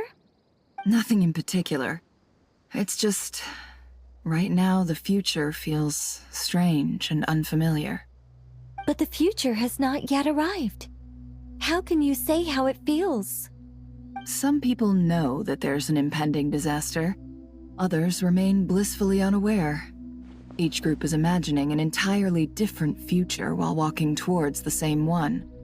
But when they get there, they'll still find they feel differently about it. People are shaped by their circumstances. Different circumstances create people with different perspectives. I've always found the perspective of the Vahumana Darshan to be a particularly incisive one. Even at the height of the crisis in Nodcry, people held diverging opinions. But things are different this time. Indeed. Regardless of faith, gender, wealth, skin color, or eye color, everyone in Sumeru knows what will happen tomorrow. The world has never been an especially fair place. Yet now, against all odds, a moment of unprecedented unity and equality is about to take place. It's fascinating. If only my father could have lived to see this era. Era. To me, that term represents a much greater span of time. It can be an unsettling word. I would even say I'm afraid of it. Do angels even feel fear? Yes, at least I do. I fear the gap that grows wider with each passing day, and the never-ending flow of time. Time renders all memories insignificant and reduces all splendor to nothing. But those memories are the one thing I do not want to lose. You're very human in that regard. If angels draw too close to humanity, our wings burn away in the bright flame of awareness, and we fall to the earth. After spending so long among humans, I have lost much of my former glory. Maybe that's a good thing. You're more human than some humans are. I've been talking to Kale a lot in recent days. We seem to be in completely opposite situations.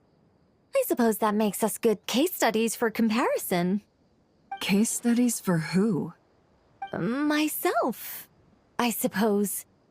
After comparing the two of us, I suddenly discovered that I desired more than before.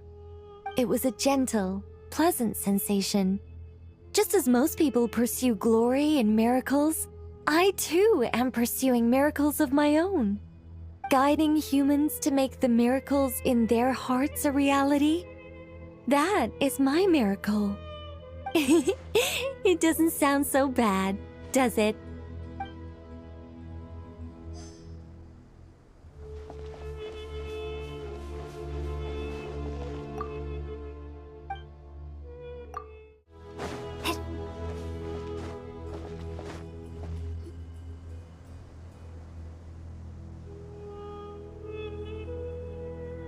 I have not felt this way in a long time. Standing up high, gazing out at the rolling dunes. One cannot know what freedom truly means without first losing it. The golden slumber truly lives up to its name as a dreamland. Though desert sands exist there too, no mirage, no matter how glorious, can compare to true beauty. Dendro Archon, what is on your mind? I was wondering whose counsel I should seek on the questions in my heart. What kind of questions? So many. More than can be put into words. As I once said to a friend, we look, we see, and we comprehend. But the question still troubles us. What are the many disasters that this world faces, but the sum of all irresolvable questions? The biggest question you should be asking is how to seize victory. Yes. Although, I would express it differently. I must not fail. And so the question I am most curious about now is whether the path to victory will be an arduous one. What we declare to be a young sapling, we may, in fact, find to be a towering tree, if we would only cast aside our ignorance and look beyond the veil of time to see her true form. Nahida! We're here! Just in time. My preparations are almost complete. Ready when you are. We're here too. Miss Nicole! Miss Nicole! You run so fast!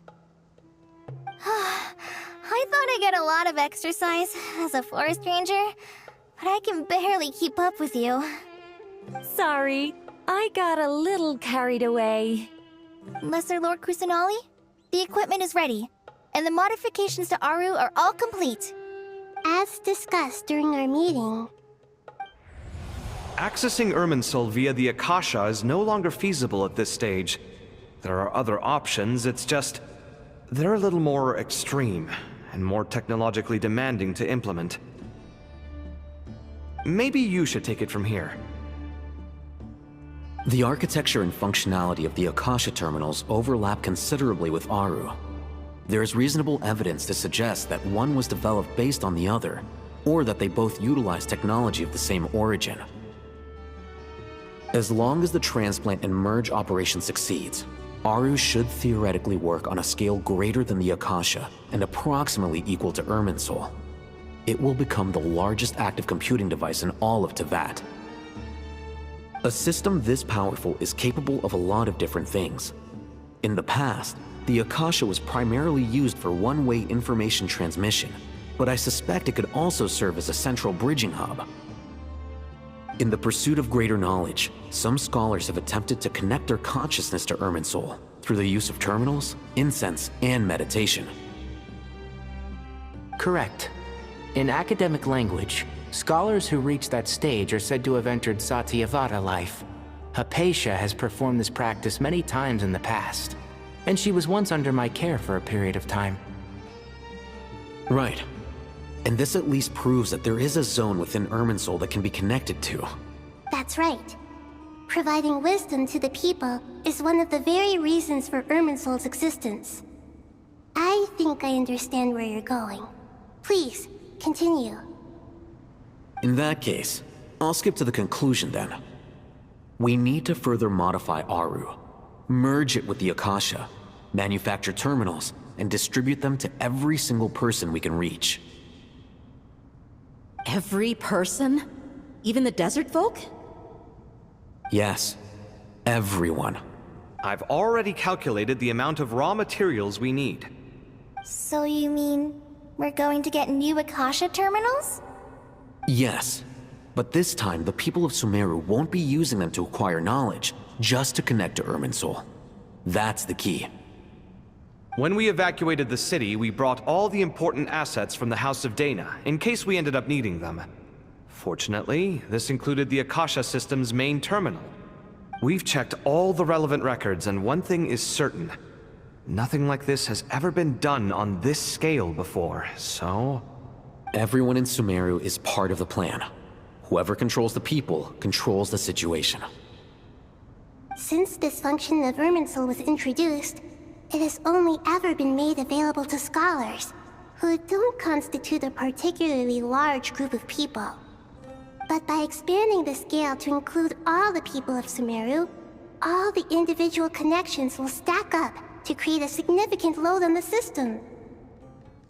Under normal circumstances, Irminsul would be able to cope with the additional load. But with it already being under strain from other activities, its remaining capacity is limited. Thus, it might be possible to shut it down completely by overloading it.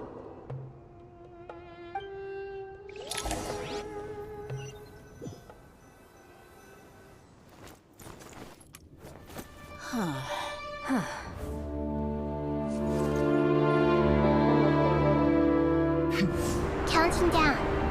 3, 2, 1. Are you ready? Ready!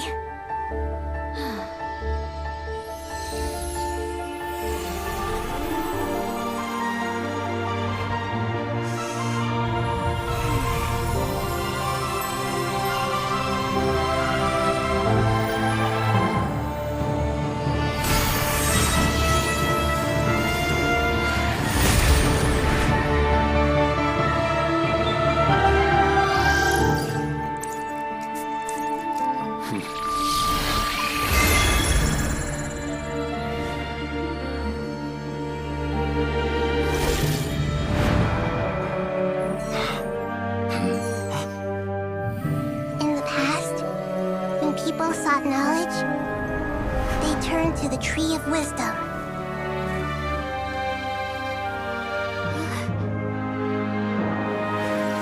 Today, we use it to save Sumeru and the whole world.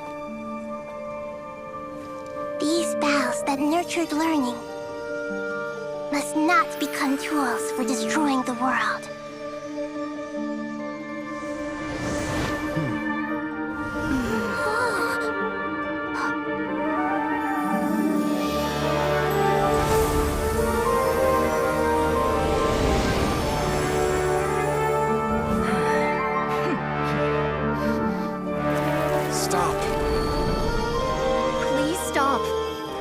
Transformation.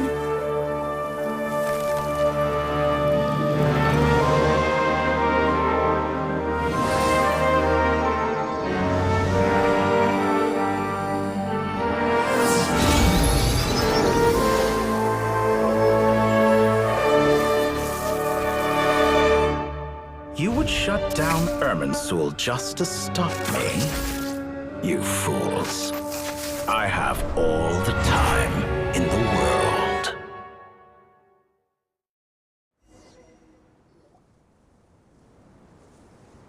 Success! The evil Irminsul tree has stopped growing! Great!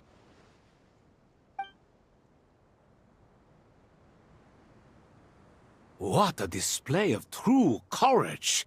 The courage to think and the courage to act. I never thought I would witness the shutdown of Irminsul with my own eyes. Perhaps this is human wisdom in action? Indeed, only humans could do such a thing. Gods are few and far between. What was once created for spreading knowledge is now used for another purpose. A rather ingenious plan. I am grateful to you three for your help. Only thanks to you were we able to extend Aru's interference capabilities to cover all terminals. Now, nobody who wears a terminal will have their activity accurately tracked by Irminsul. No matter how many eyes Dottore possesses, he will not be able to see us clearly. Now for the next step. I will need the help of your supreme powers once again. How might we be of service, Lord of Dendro? I need to reach the Eternal Oasis immediately. Right now? In that case, Ibis King, would you agree that this is a fine opportunity to dust off our old tricks? Never. I assume you have that chess set with you? You mean the one you gave to me as a gift? Asking for it back, are you? How could I? You misjudge me. I just wanted to show you another way you can use it. Connect to Safhe Shatranj.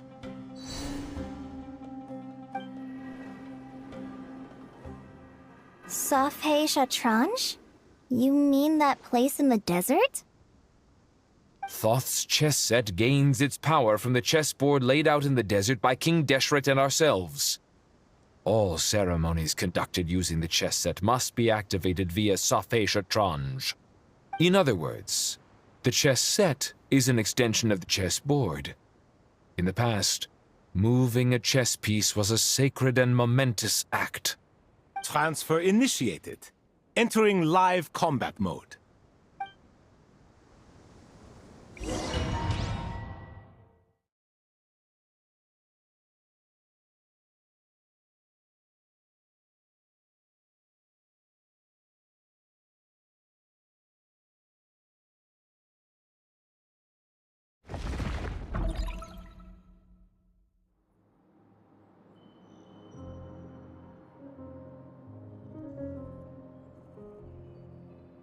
We haven't heard a single word from our spy in the desert.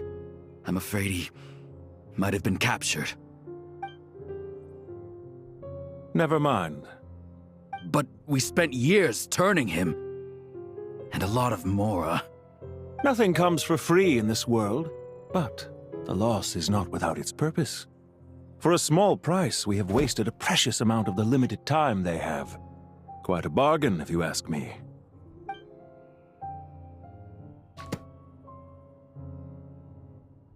Understood. Weighing profit against loss is a necessary part of life. But to tell the truth, I have been operating at a loss since this all began. Since many centuries ago, in fact. For instance, why would a banker act as the executor of a will? If you hadn't deposited your personal belongings at Northland Bank, I would have no reason to be here right now.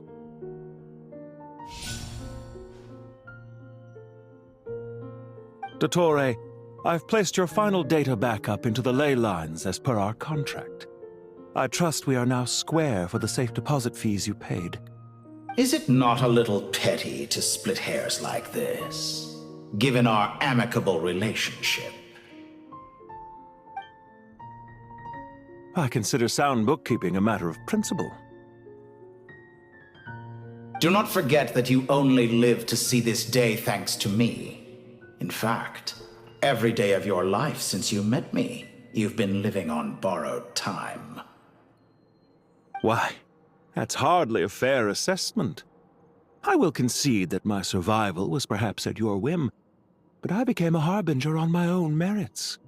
Managing money is not like other professions. Mine is not a role I could have acquired based on your recommendation alone, and certainly not one I could have lasted so long in without genuine ability. The information stored in the ley lines is quite comprehensive. Rest assured, I have not forgotten how strong your pride is. Well, I presume you have no sense of fragmentation while talking with me. How could anything possibly go wrong with such strict measures in place? The remainder of your soul was split in two, with one half sent to Nodcry and the other stored in the most secure vault of the Northland Bank. Though I must say, your disdain for the other segments is quite amusing. Zandik is you, and you are Zandik. Zandik created the segments, yet you, a segment yourself, reject him. That is, Zandik, created segments of various ages in his later years. To achieve this, he had to freeze time and part with a portion of his soul. But as constructive as it sounds, it erases my uniqueness. If each segment is equally me, then by the same token, none of them are truly me. A soul living forever in the past inevitably holds different views than he did in his later years. The same thing that completes me also restricts me. You too might ask yourself which stage of your life you want to be preserved at. The day your business failed? Or the day you were framed by a gang and sold off to a medical lab as a test subject? We needn't dredge up the past.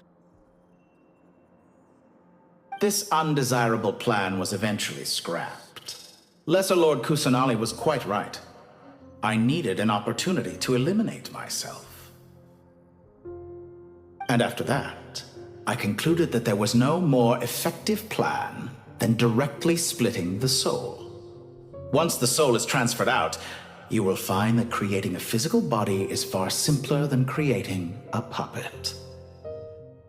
The other half of your soul suffered a crushing defeat in Nodcry, you know. And yet in the process, I obtained the information I always wanted, did I not? Because now we finally know where the best testing ground truly lies. I once thought your ultimate goal was to ascend to godhood. But as it turns out, that was merely one of your experiments. Experiments take many forms. Most people are too eager for success, too fixated on the end goal. They forget that the experimental process itself is just as important. A suspiciously vacant seat, a new face. I trust you can put two and two together. The reason it doesn't exist is because someone tampered with the record. What can I say? After all your efforts, you really did uncover the world's secrets. So, is the new world you promised a lie? No, it never was. I am glad to be able to control Irmin's soul from within. Now I shall attempt to create a new world inside the existing one. Almost everyone faces the prospect of death, but not a single person has ever been able to experiment unrestrained in the afterlife through sheer force of will. I am the only one to have overcome this enormous challenge. Would I not be letting the world down if I didn't make the most of the opportunity to experiment?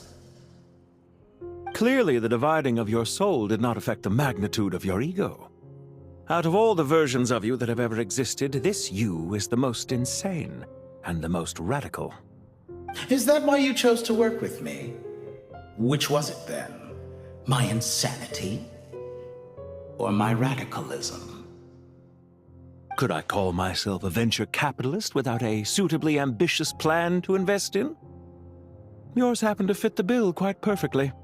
Well then, I must say, while I am surprised enough that you showed up at all, what surprises me more is that you chose to present yourself as my former subordinate, and not as the banker Pantalone. Why make things harder than they need to be? Exposing my true identity in a situation like this would only serve to destroy diplomatic relations between Snezhnaya and Sumeru. I daren't imagine the consequences.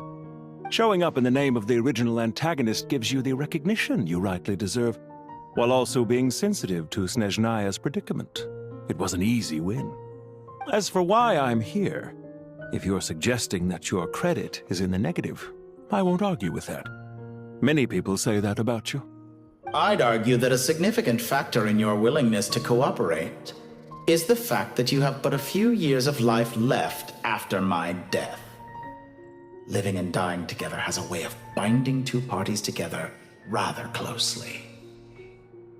Is it not true that a relationship should be judged by both the positive and negative returns it yields? So some of what I said actually made it into your head after all. It's true that I hope you don't die too soon, but don't you find that a strange thing for me to say? After all, you've already had quite a long life, especially for a human being. Let's not pretend that you're any more innocent than I am. Are we not the same in this regard? We both despise the existing laws of this world, and neither of us enjoy being under anyone else's control. Is it really so greedy to want the world to operate by a new set of rules? Of course not, my dear friend. And as I've said before, mutual interest is the foundation for the most reliable of relationships. You can attest to that. I just hope there never comes a day when I have to work too hard to prove that. Regrader, sir. People have been spotted approaching Sumeru City. How strange. Despite your access to Irminsol's data, it appears the soldiers noticed before you did. They must have found a workaround. Well, Dottore, I trust you know what this means. The fact is... They're coming. They'll breach the city gates any moment now. But even so, I would say Irminsol is a wonderfully convenient thing on the whole. If you do manage to create a new world, perhaps you could plant one outside my office, too. I'll consider it. What do you need me to do? Stall them? The experiment will take time. Stall them for as long as possible. Very well. But you're really asking for the moon here. Have you heard this story? There was once a guilty man, kneeling in the center of a church while an angry mob outside waited to bring him to justice. He pleaded with the gods, begging them to grant him one final request, the chance to finish confessing his sins before he was sentenced. Many suns and moons passed, seasons changed, and still his confession continued, as if he intended to speak until the end of time. Are you suggesting I worship you as a god? Or were you hoping that I might confess my sins to you? Certainly not the latter. That would make my life miserable indeed. For someone who despises them so, you never seem to have any objections to me creating or becoming one. At first, I thought you'd be furious.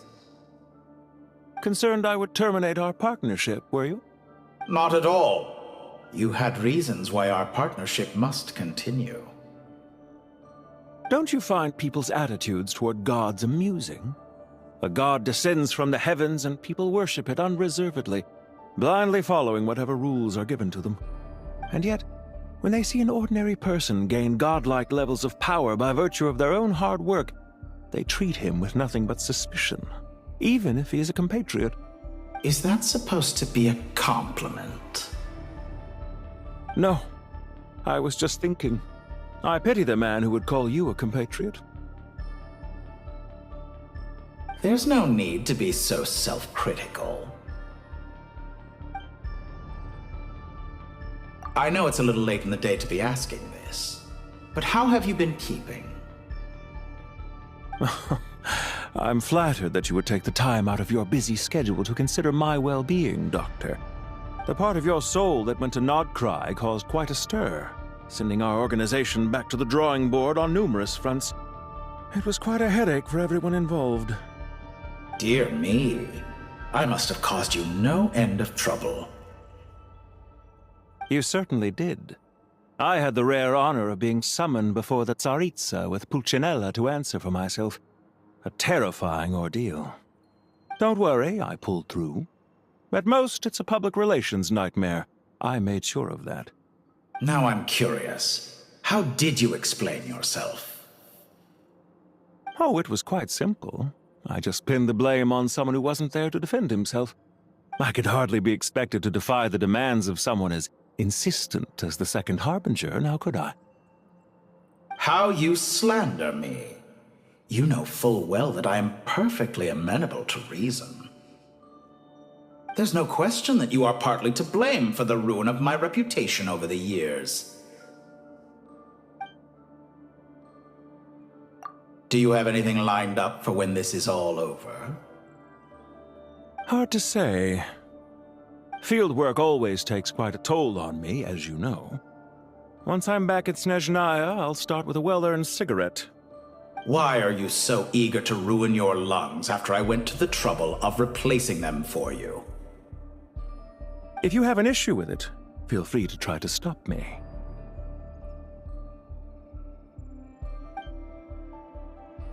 What's on your mind? The limits of humanity. It's a pity. Despite running countless calculations, I find there is simply no way to reduce any further the amount of one's soul required to sustain an individual. It's rare to hear you admit to being unable to achieve something. I beg to differ. For instance, as I've told you before, the original me was prone to motion sickness and couldn't make long train rides. Ah, yes, of course. One of the reasons you often sent yourself out on errands. What are you thinking about now? A new experiment. In the event that my soul was depleted, say we extracted my data from someone else's memories, yours for instance, and then combined it with your intact soul as the base material, what would we create? Such a scenario would be impossible. Oh? As long as your current soul survives, there will be no need to create a new individual. Don't forget, you were the one who approved of the present situation wherein only one Dottore remains. And if you ceased to exist, who would be capable of performing this experiment?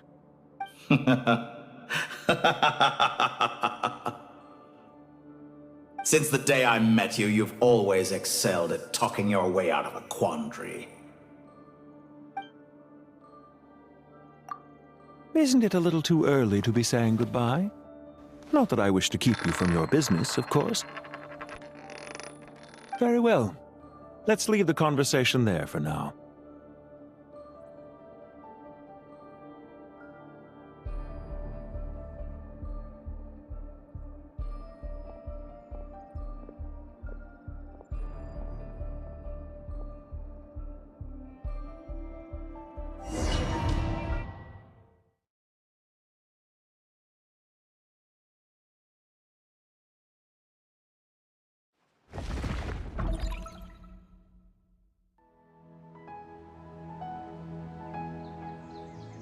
The power of King Deshret's 7 pillars is truly remarkable.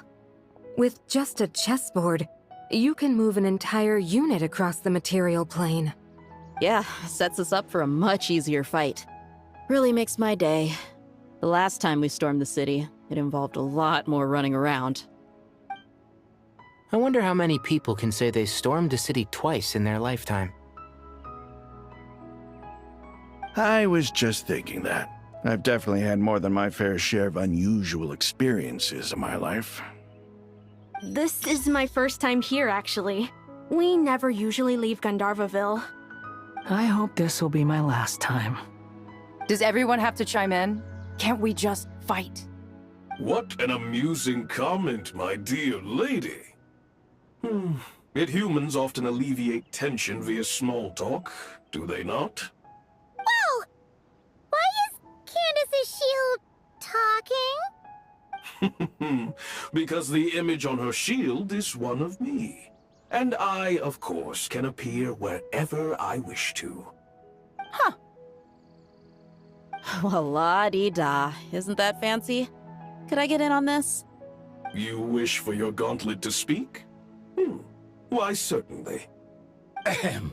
I think you'll find that it is I whose image is carved hereupon. Thanks. Definitely feel stronger now. You're welcome, my lady. I am glad to lend you my power. Sino, what's the situation?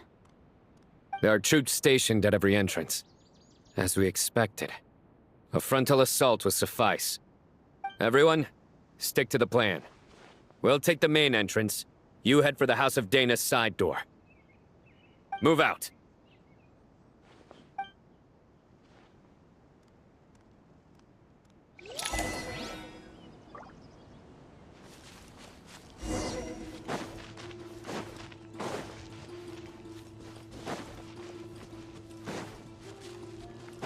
Out of my way! Take this! Watch out! Get lost! Whew. Thank you, Jed. You gotta be more careful. If you're not ready to put your life on the line, you can't be certain of defeating your opponent. She's right. Keep your wits about you, Rana. Guilty! Wait! You asked for it!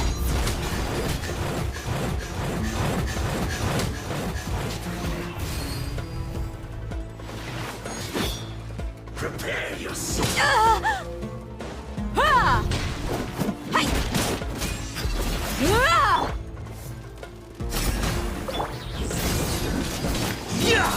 Can't run from death.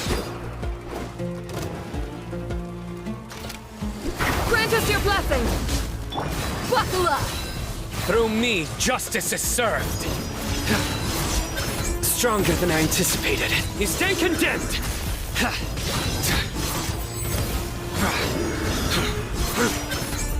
Your penance is due!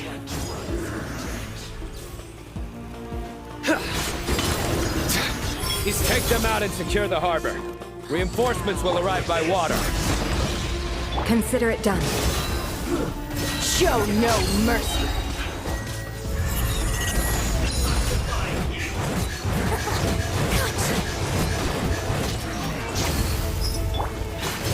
Futile! Hear my prayer. Your sins weigh upon your soul. Winter shall be Guilty!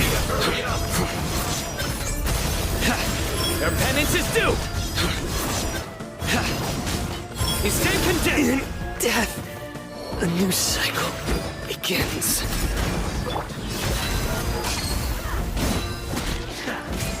This was well done.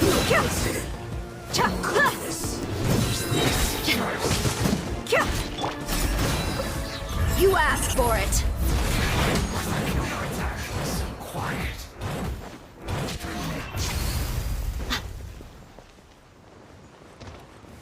Looks like we're in a tough fight. We shall prevail. Hi! Cha! Ha! Kya! Kya! Leaving so soon. Ha! Ha! Cha! Ha! No escape. Do your worst. Ha! Hi! Ha! Ha! Cha! Cha! Ha! Ha! Kya! Yield. Hear my prayer. Run from dead. You should be alone. You're dead meat!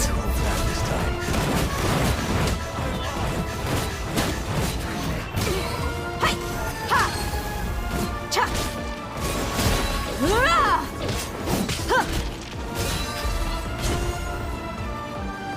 Hi! Resistance is futile. Ah!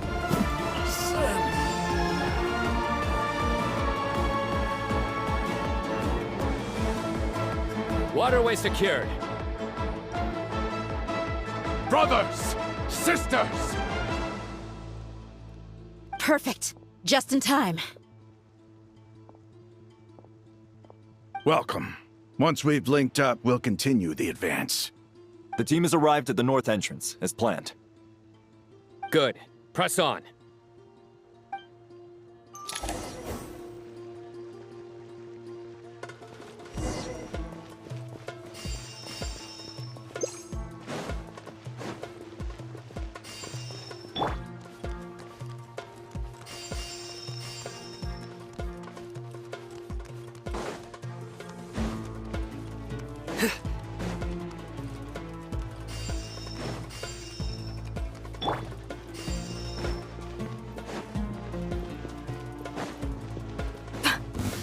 We got ourselves a straggler. Flee! Book alive! Nowhere to run! Blink!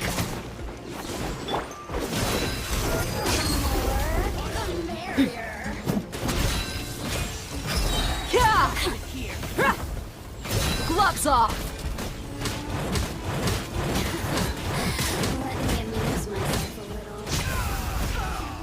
Let's get it on!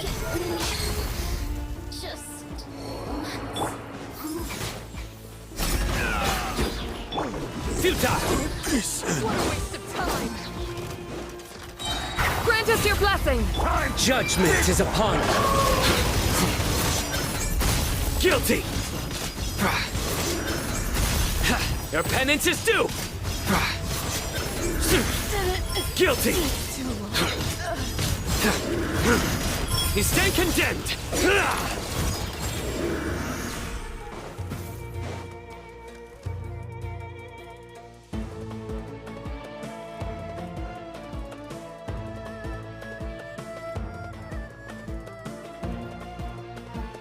Look out!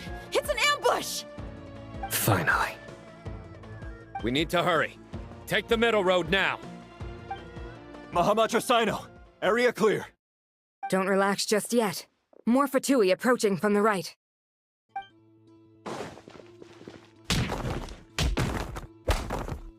Irminsul cannot track our movements. If necessary, we could split up. Don't worry. We'll wipe them all out. As you can see, our people came raring to go. Good, good. How are things with the Traveler? Can Tainari keep her safe? Don't underestimate Tainari just because he's a forest watcher. He can handle it. All right. You know that's not what I meant.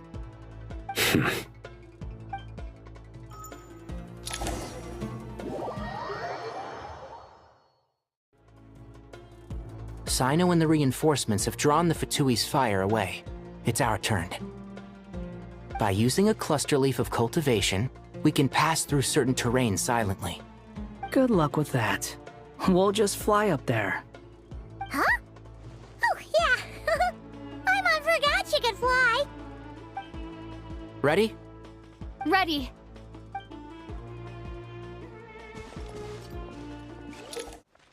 Time for them.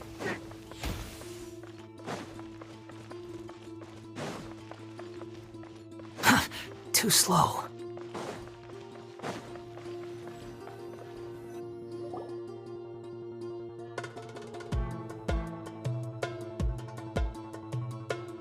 Fatui soldiers up ahead.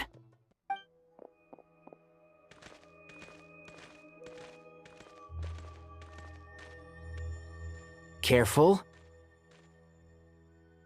Prepare for battle. Hey! There's people over there.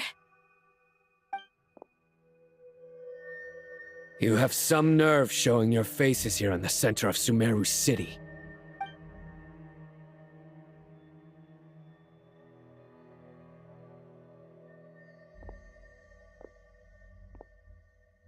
You're right on schedule.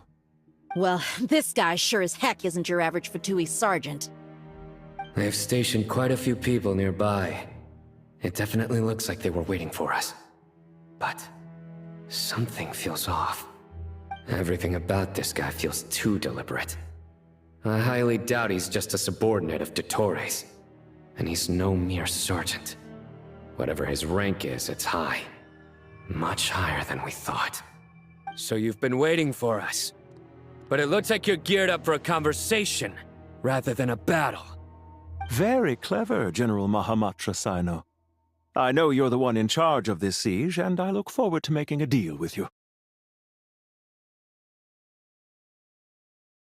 A siege? Sumeru City belongs to us! Historically, yes. But things can always change. We have quite a sizable force with us, you know. For instance... There's a Fatui ambush at the north gate. Can you handle him? We can for now. Yes, I'm quite sure both sides can hold their ground for the time being. The battle has not yet reached its climax. But what happens next? Do you enjoy watching bloodshed? Surely some of those here are people you count as friends. Once a war begins, some people must die. I doubt you wish that fate upon anyone you know. Wait a second. It's a trick. He's not even there. Silence! He disappeared. What was that? A ghost? Curses! He was never there to begin with. That was just a shadow projected there to lure us in. Enough talk! Attack! I apologize for being unable to accompany you at this crucial moment, but I am compelled to leave for reasons beyond my control. Please excuse me. Sumeru's General Mahamatra is quite ruthless. It's a good thing I wasn't there in person. Your illusion held them up for a time just fine. But now that they have seen through it, they will realize you were just a decoy. Decoy or not, what matters now is that they will be heading your way imminently. Not imminently. They are already here.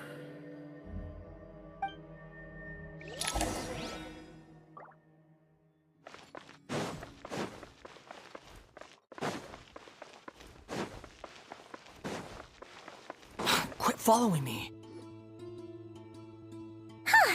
We made it! This is far enough.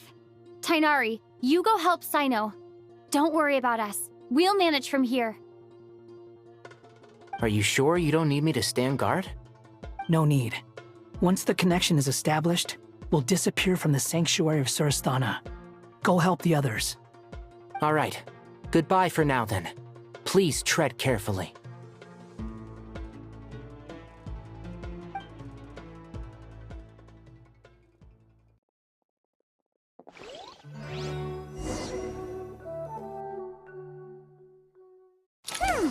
Now where's the interface Nahida mentioned?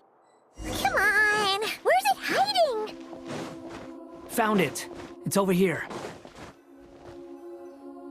We can connect to the inside of Irminsul through the Sanctuary of Surasthana's built-in security system. You should be pretty familiar with the process. Is it the same route as last time? For the most part, we don't need to adjust any of the parameters. Then I should be fine. And Paimon? Once you're both ready, we'll set off. Wait! The stakes are way higher this time, right? Maybe Paimon should stay outside and help the others. Then, you can focus on the fight. Huh? Why are you staring at me like that? It's nothing. I just suddenly realized how much you've grown. Hey, you've grown quite a lot yourself. Don't you two start getting into it again. Well, anyway, Paimon thinks she's pretty knowledgeable. If we say Alhatham's not a weirdo, it's hard to explain how he came up with the idea of you applying to the academia. But for all that he counts, you're doing surprisingly well in your studies. She just goes to show how important it is to have someone supporting you. And Paimon's not the only one. That's fair. I have learned a lot in Sumeru. Oh yeah. Did you ever come up with that ugly nickname you promised me? What? No way! Fine. Suit yourself. We need to go. Paimon, if you're staying, look after yourself. Will do. Paimon's gonna link up with Tainari and Sino. You guys are the ones who need to be careful. We will be. Bye for now.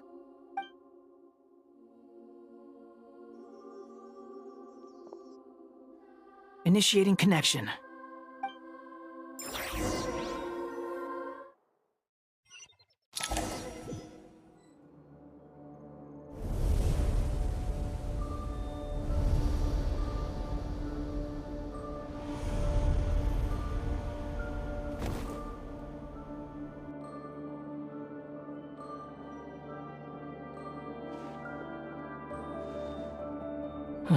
Well, here we are again. Come to think of it, I still don't even know where we're going. Thanks to our terminals, it should be impossible for Irminsul to read. I can... Don't tell me. Only you need to know. That way, whatever happens to me next, it won't affect your progress. Listen to me. Your safety is just as important as mine. Don't even think about sacrificing yourself for the greater good. We came here together, and we're leaving together. All right, if you insist. I won't argue with you.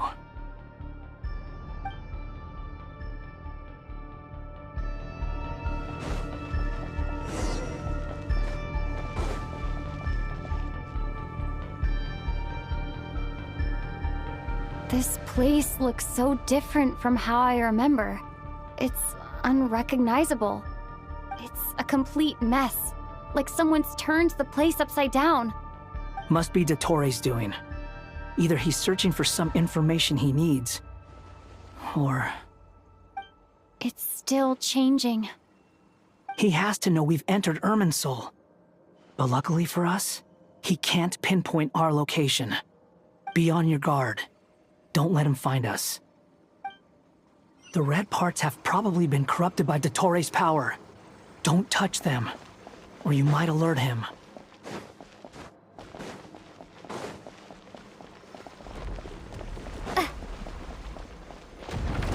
He's looking for us. Tread carefully. That wall could be a problem. Fortunately, it looks breakable. Give it a shot.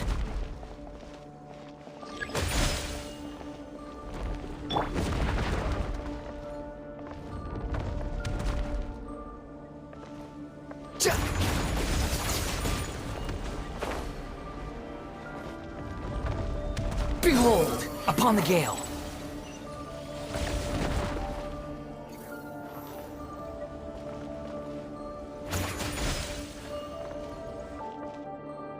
Squall and fury.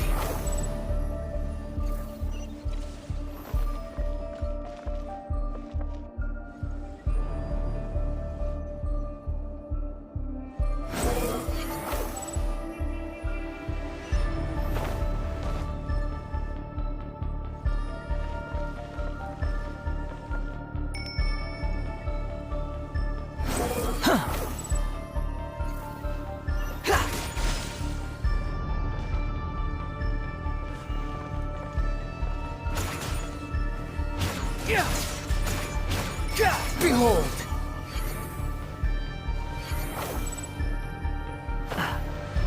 The same old trick again? Are you kidding me? Let's handle it just like we did before.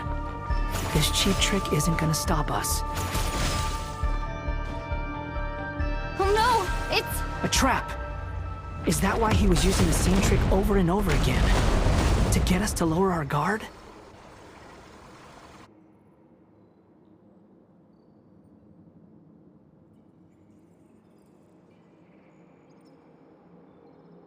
I'm trapped!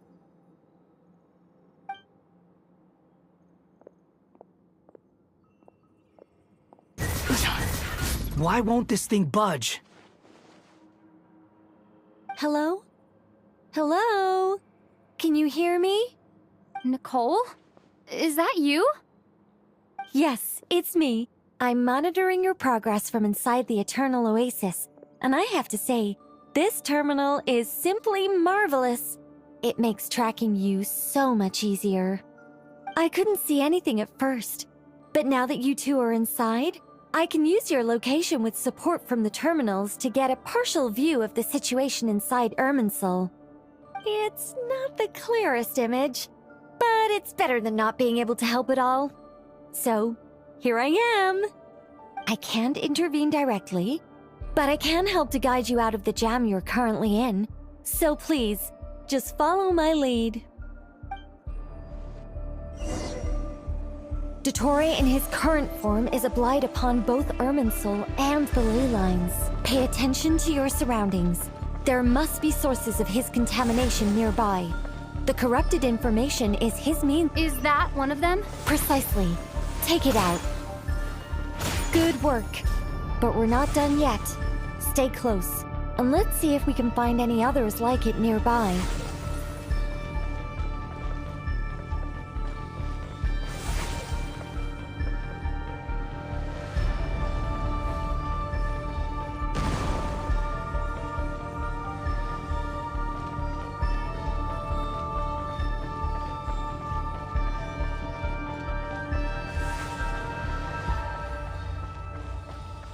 Storm Fury.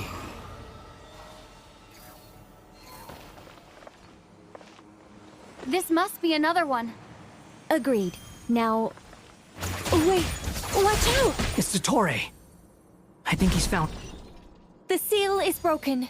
Quick! Get out of there!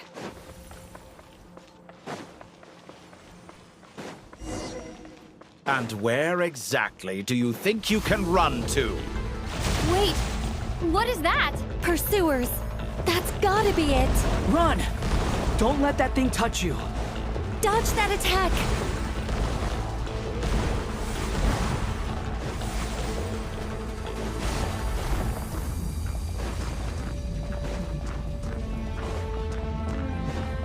There's more than one path. Which way do we go? To the left! Trust me! Fleeing like vermin. What a pathetic sight. Hey! Watch yourselves! Stay focused! There's a cliff ahead! Jump! More of those corruption sources. Destroy them as you did before, and open the exit as quickly as possible. They're relentless. Is he trying to wear us down?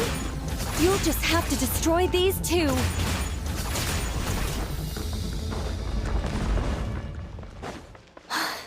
I think the pursuit is over. Hard to say.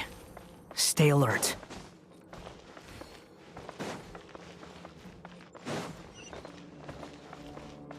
Behold!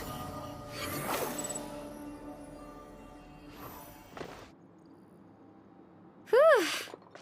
I think we've made it to relative safety. Phew, goodness. That was tough. You doing okay? I'll be fine. Don't worry. Take a short rest, and then... Nicole? Nicole! The connection's been cut. But that means... Look at you supporting one another. How very touching.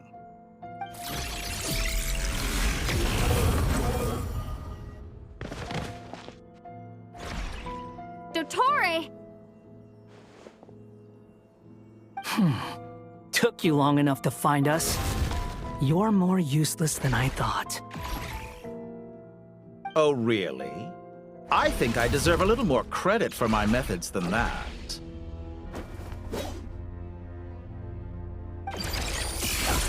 Rather than hunting you down, I chose to let you roam free. I indulged your presumption that I was unable to track your movements, played along with your clever little plan. Fleeing is for animals, but I rather enjoy watching you flee. Some things lose the will to run altogether as soon as you put them in a cage. If that's true, then why did you come looking for us? Because I wanted to observe you up close, of course. Don't misunderstand me, I'm not here for a fight. Is it so unusual that I wish to greet my old acquaintances in person? After all, it's been a while. Scaramouche.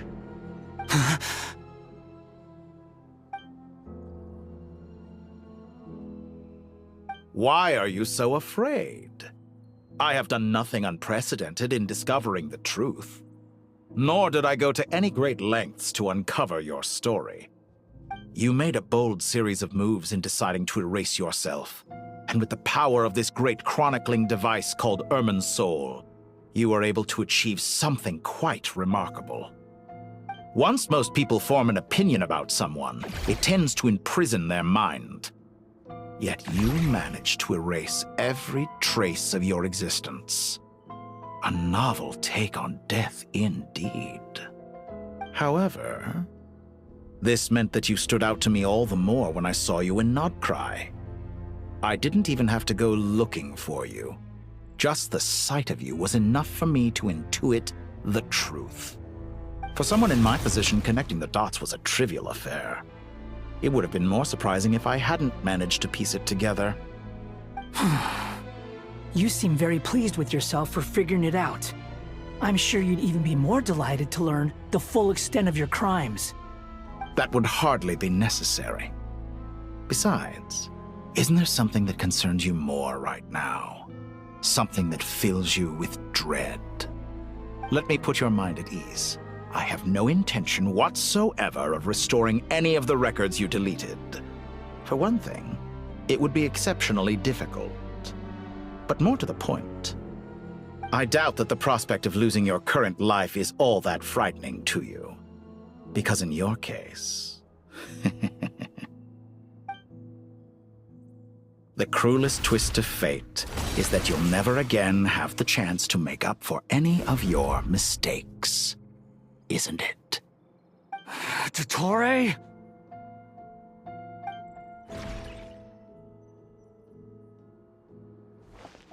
All here shall bend to my will. Time to ignite! The wind rises. Yeah. That's far enough. How amusing.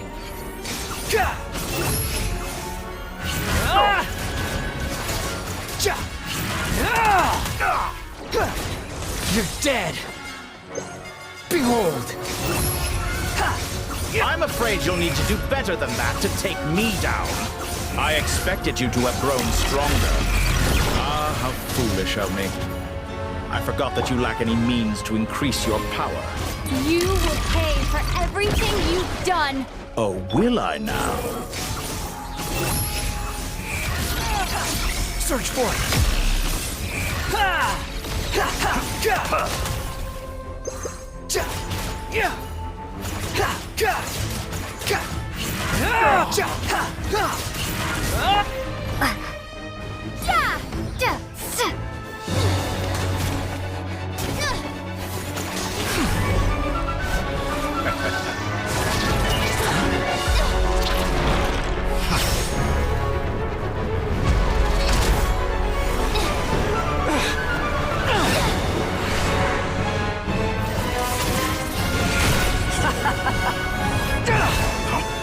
Does the prospect of death amuse you?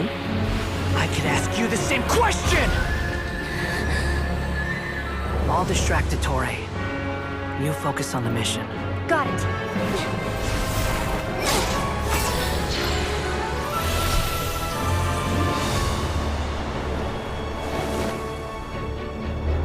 For the hopes and dreams of the masses. Open the secret door on this enchanting night. May wisdom's light eradicate ignorance and darkness, and hereby fulfill our ancient vow. Commence data extraction.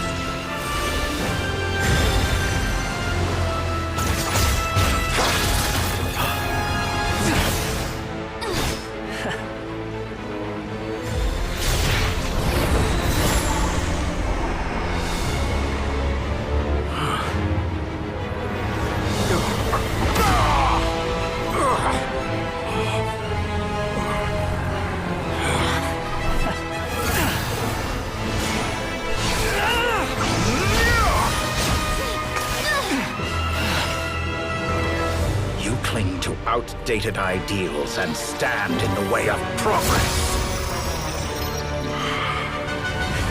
You will pay for interfering with the grandest experiment of all time.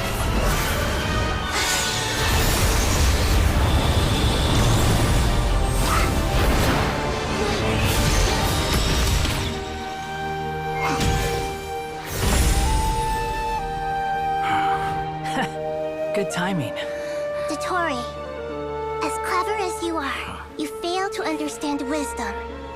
Wisdom takes many forms, but the path you have chosen eschews them all.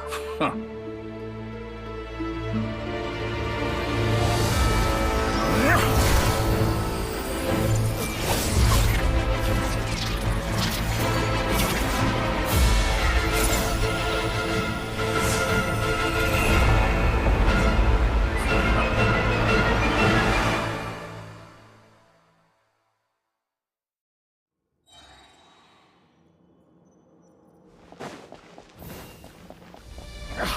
My strength is fading! Since you are within Irminsul, it stands to reason that any power you wield comes from it. You're extracting the information from Irminsul just to strip me of my power. I will find his weakness.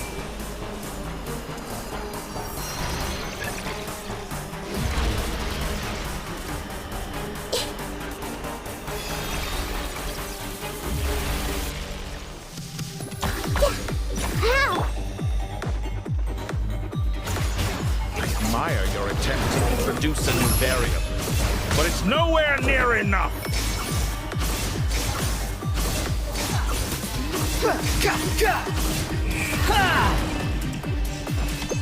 That's far enough. A petty trick. Scorch him, grow, grow, grow! The wind rises.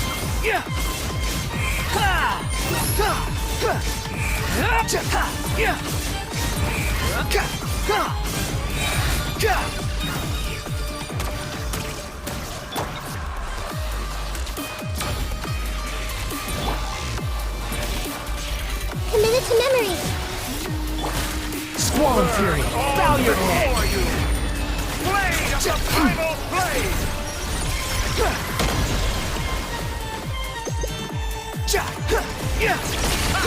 You won't distract. You're so close. Just hold on a little longer. I'll hold him off. Traveler, Hat Guy, the rest is up to you. We certainly have a knack for surprising each other, don't we? And I know it when I see it. We shall see about that. It's time. Say your prayers.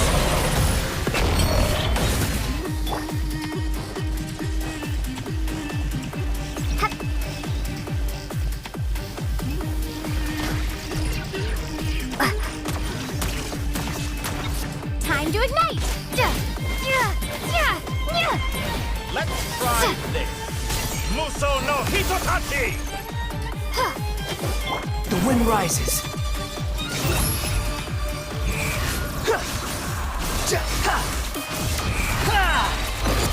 It's time. Say your prayers.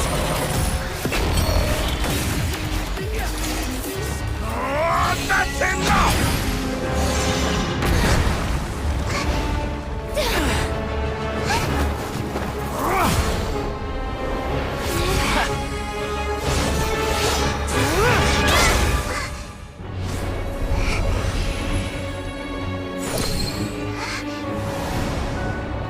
It's all yours.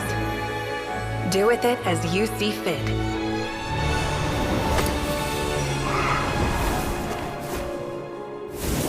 Just as you say, this world is home to some archaic things. And as you suppose, you are a formidable opponent.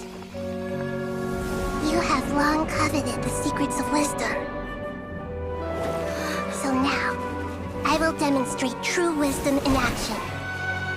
I invoke my supreme authority as the keeper of Irminsul. Command me or condemn me. But give your verdict now!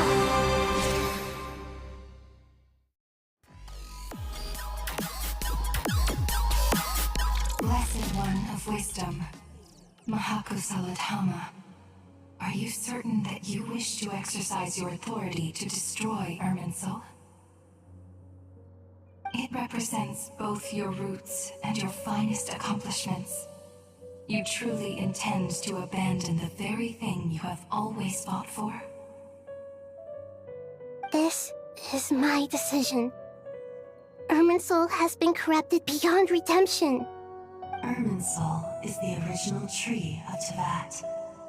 It is the means by which the heavenly principles maintains fate itself. The 7 Archons should honor and revere it, for their authority was bestowed upon them by the heavenly principles. It is precisely because I honor and revere it that I fight for the humanity it exists to protect. Wisdom is knowing how to weigh the options and make the right decision. If you truly care about the fortunes of this world, then it is me you should seek to preserve. Planting a seed begins the chain of cause and effect. Since you have become a great tree yourself, why should the loss of another tree be anything to fear? Till we meet again, Lord of Dendro.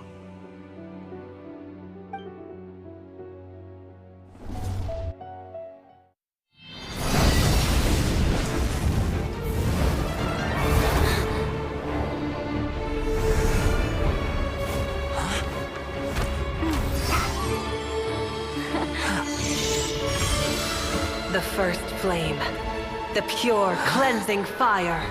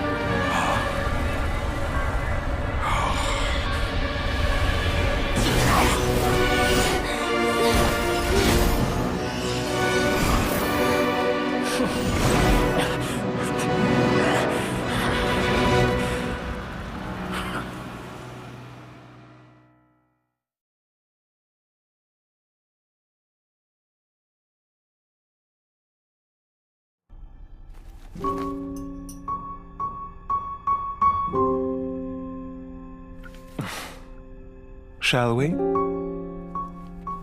Where were we? I was suggesting that you needn't perform when signing a contract. You're only sitting here because your bank demanded an evaluation of the trustee. So you told a story about a young scholar from a merchant family in Sumeru? I told a compelling tale, didn't I? The post-expulsion story is far more captivating. The human experiments or the elixir of immortality? The part where you die. Ah, yes. My favorite part. The 35-year-old Segment thought of himself as Dottore, reserving the name Zandik for the original specimen. Of all the Segments, he was the most selfish. After his expulsion, Dottore searched for a new direction. He joined the Fatui, studied Elazar in great depth, secured resources. He was rather fortunate in his career. Zandik turned to Conrian technology and successfully created his segments. But this was not immortality. Even with backup segments, his body would still age. Still, thanks to Snezhnaya, Zandik found the ideal base for his experiments. Then a perfect partnership materialized at a crucial moment. The year that both parties realized they needed more time. Fortunately, Zandik succeeded. In a miraculous turn of events, he gained the extra time he needed. I seem to recall it differently. All right, it's true. No matter how much elixir he took, Zandik remained human and continued to age. Then, on the morning he turned 85... Help me up! Call for help! Surely he would be rescued, Zandik thought. But to his surprise, no one helped him. Zandik was too selfish for that. Don't forget, you're one of us. Yes, and we're all waiting. Waiting for me to die. Pantalone arrived for a meeting and happened to witness what followed. He found it unsettling. I never said that. But the Zandiks were unfazed. It was a rare opportunity for self-dissection.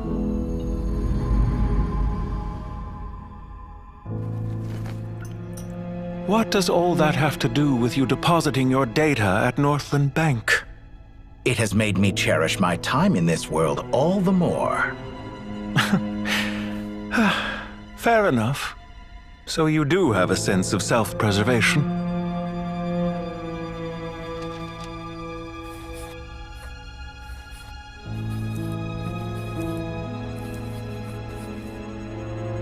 What do you mean? You're hardly normal, and you don't cherish life. You just don't want to admit defeat in the limited time you have. Even so, don't I deserve an interesting ending? I'm counting on it.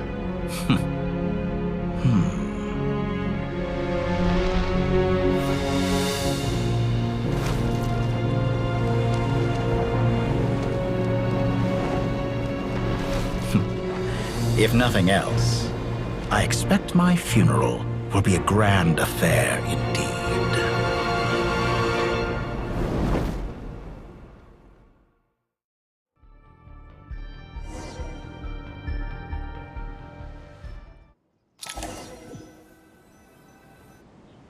What a magnificent fire. In Snezhnaya, we light fires to ward off the cold. Fire, it seems, is antithetical to ideas such as cold, frozen, and unchanging. Perhaps it has always been that way. From the beginning, fire has been used to drive away wild beasts and warm the body and mind. You could say it's a form of treatment. One that cures the human heart of mortal fear. Mortal fear? Something you haven't been acquainted with in a long time, by the sounds of it. Whereas you, I'm sure, must know the feeling quite well indeed. I remember when we first discussed the elixir of immortality, you claimed that extending your lifespan was about buying more time. But was that really the truth? You fear the prospect of dying a wretched end in this world, don't you? Of course I do. I'm only human, after all. And while you may have forgotten it, you cannot deny that you too were once human, Dottore.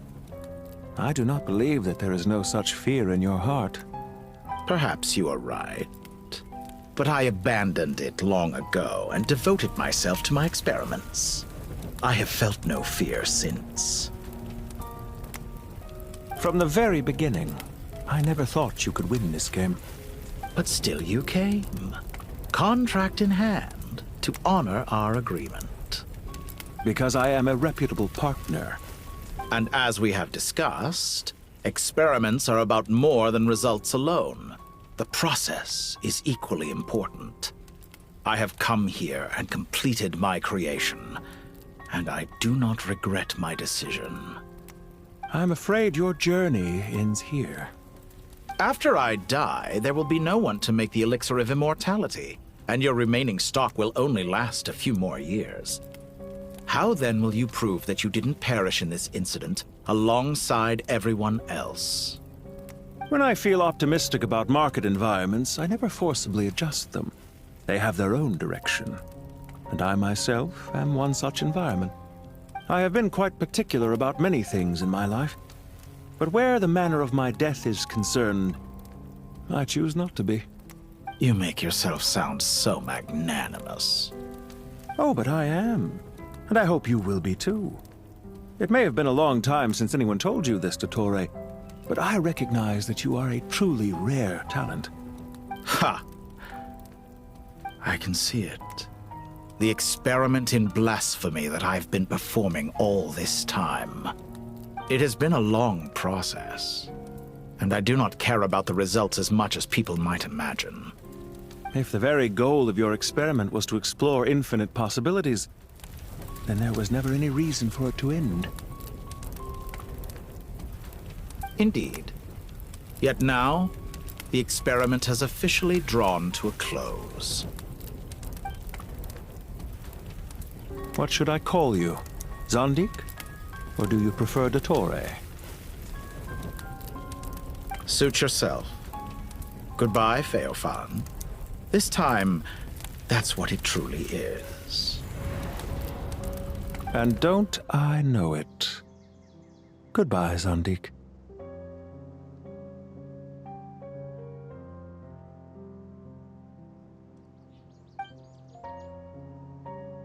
I could have carried out many more experiments, but to me, Lord of Dendro, this outcome is certainly not the worst. I believe you. But unfortunately, this is where it all ends for you. This experiment does not belong to you, nor do any of the results. Experiment. It sounds like you're trying to outdo me in my own field. Wisdom is conveying information in terms that people can clearly understand. You know exactly what I mean. Indeed. I can see no further outcomes. Ha. You have a formidable mind, and you are braver than I thought. Setting fire to the very thing your survival depends on. Your previous threat was empty, but this time, it is real. When necessary, wisdom can be as fierce as an inferno. Some of the flames that incinerate you come from within yourself. Perhaps you are right. You see what lies at the bottom of the human heart, and that is your wisdom. Here is where your journey comes to an end. All that is yet unknown belongs to those of us who will carry on living. It seems I have unwittingly been your arch-enemy all along. But now, it's all over. I do not deny your intelligence. But what you refer to as experiments, I would never describe in those terms. They are events that take place in the real world, and they are so much more than mere data. Goodbye. We will never meet again.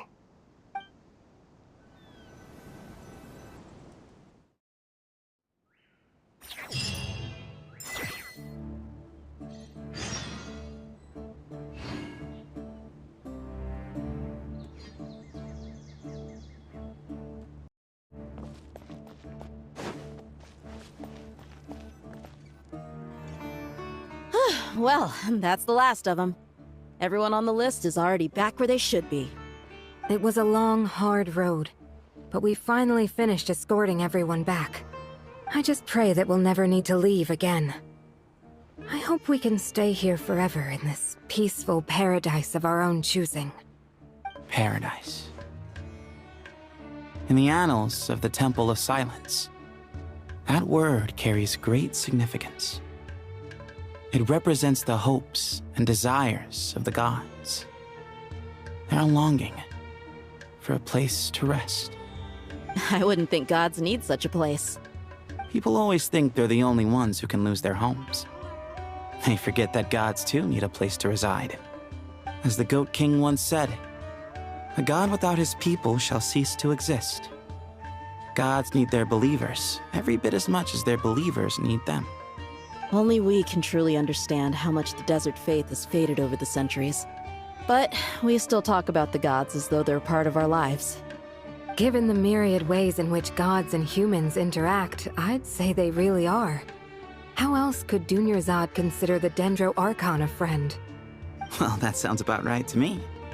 Describing them as friends sure makes us feel a whole lot closer. If you told me a few years back that I'd have this many friends, I'd have called you a liar. Belief is a choice, just like friendship. We've made our choices through battle. The right ones, wouldn't you say? I'll be heading back to the Temple of Silence. I heard the Goat King and the Ibis King decided to pay us a visit. How about you? It's back to Aru Village for us. Still plenty of supplies to distribute and people to help. Until next time, old friend. As long as you can find the time, you're always welcome to visit us in Aru Village. Right back at you. Make sure to drop by the Temple of Silence the next time you're free. Word is that 2 of the other 7 pillars, Shezapang and Bennu, might also be dropping by. Since you're wearing the symbols of their power, it'd only be fitting if you came to see them for yourselves. Dropping by? That makes it sound like they're visiting a neighbor's home. Well, the temple was founded by Hermanubis, so I guess to them, that's exactly what it is. Guess that's true. All right. We'll make sure to find time to stop by.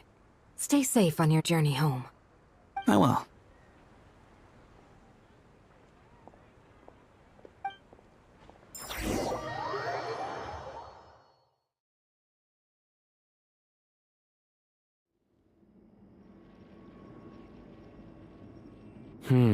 You do have a point. See? Retirement has always been a problem, especially for old-timers like us who've been locked away all these years. You finally step out into the light, and bam! You're face to face with a whole different world. Naturally. What do you think, Layla? Huh? Why would you think to ask me? How could I possibly be qualified to decide where the servants of King Deshret should live? Sorry if my question was unclear. Do you think their statues will stand out too much if we place them here? Hey, I never agreed to this. How could we possibly allow our statues to be left in Hermanubis' home? That would be like breaking into someone's house, then pretending it belonged to you in the first place. Different beliefs can coexist. We still need to respect one another. By which you mean, you two plan to stay at the Temple of Silence, for a while at least, but you have no intention of relocating your statues here. So, you see this as sort of a family visit? Is that correct? Family. Huh. You could say that. In a sense, Hermanubis would view this as his home. Just look at this place. Magnificent, is it not? The sad truth is, in the past, all three of us invested so much into misguided ventures. We failed to build what we should have, and wasted so much time instead. And what do you mean by that? I mean that for the most part, time spent associating with the likes of Sobek, and, let's say, Thoth, might reasonably be considered wasted. Why does that not surprise me? Go on. Anyway, given how much time we'll all be spending together, I'd say that the bonds we built will end up proving to have been a sound investment. Once Sethos, the current leader of the Temple of Silence, returns, you can discuss the matter of staying here with him. But judging by the expressions of everyone here, I imagine you'll receive a very warm welcome. This sacred ground houses untold knowledge, after all. What better place for the servants of King Deshret to appear in the mortal world? How about we share a meal together first? I imagine it's been many years since you last tasted fresh food. Oh, that sounds wonderful! After so many hundreds of years, I can only surmise that desert cuisine has become a lot more varied. Are we having a get-together? If you'd like, I can help prepare some food. After all, Lord Thoth, you helped me so much in the desert, and I still haven't properly thanked you. Oh, my, that would be wonderful. I'm touched that you still remember. How the times have changed! To the people of today, it seems the Ibis King has become a kind and passionate god. And you, Mr. Herreshoff? What kind of god do you wish to be? To be honest, I haven't given it much thought. How about you, Dendro Archon? Do you have any hopes for your future? Me? I'm very happy with my current life. Forgive my bluntness, but you do not seem to derive your authority from majesty and might, like Lord Al-Ahmar. Clearly your approach has its advantages, but also its dangers, don't you think? I do, but projecting a majestic front doesn't really suit me. Besides, my relationship with others isn't simply one of a god and her people. Not putting on airs might earn you more adoration. Exactly. Besides, I really like parties where everyone brings their own food, and we all come together to share. You should join us. I'm sure you'll find it fun. Last time when we got together for a picnic near the Avidia Forest, it was quite the occasion. Seeing as you're already here, how about we hold the next one in the desert? Can we do that? Wouldn't Tainari have to transport a ton of drinking water? Don't worry, I can help out. Layla, would you like to join us next time? Me? Sure. The more the merrier. That way we... Don't take this the wrong way. I just think you should know. When it comes to passing the time, chess is more our thing. In that case, Dendro Archon, what do you say? If I were to compete against you, I can't say with certainty I'd win, but I certainly wouldn't mind giving it a shot. Where's Sobek? I'm sure he'd be good for a few rounds. Cards, cards, cards! I'll always prefer chess. I wonder what variant of chess we're talking here. Mr. Thoth, is there some sort of astrological significance to this game? Oh, I'm glad you brought that up. As long as the leader of the Temple of Silence agrees, we can search Hermanubis' place for books to teach you how to play.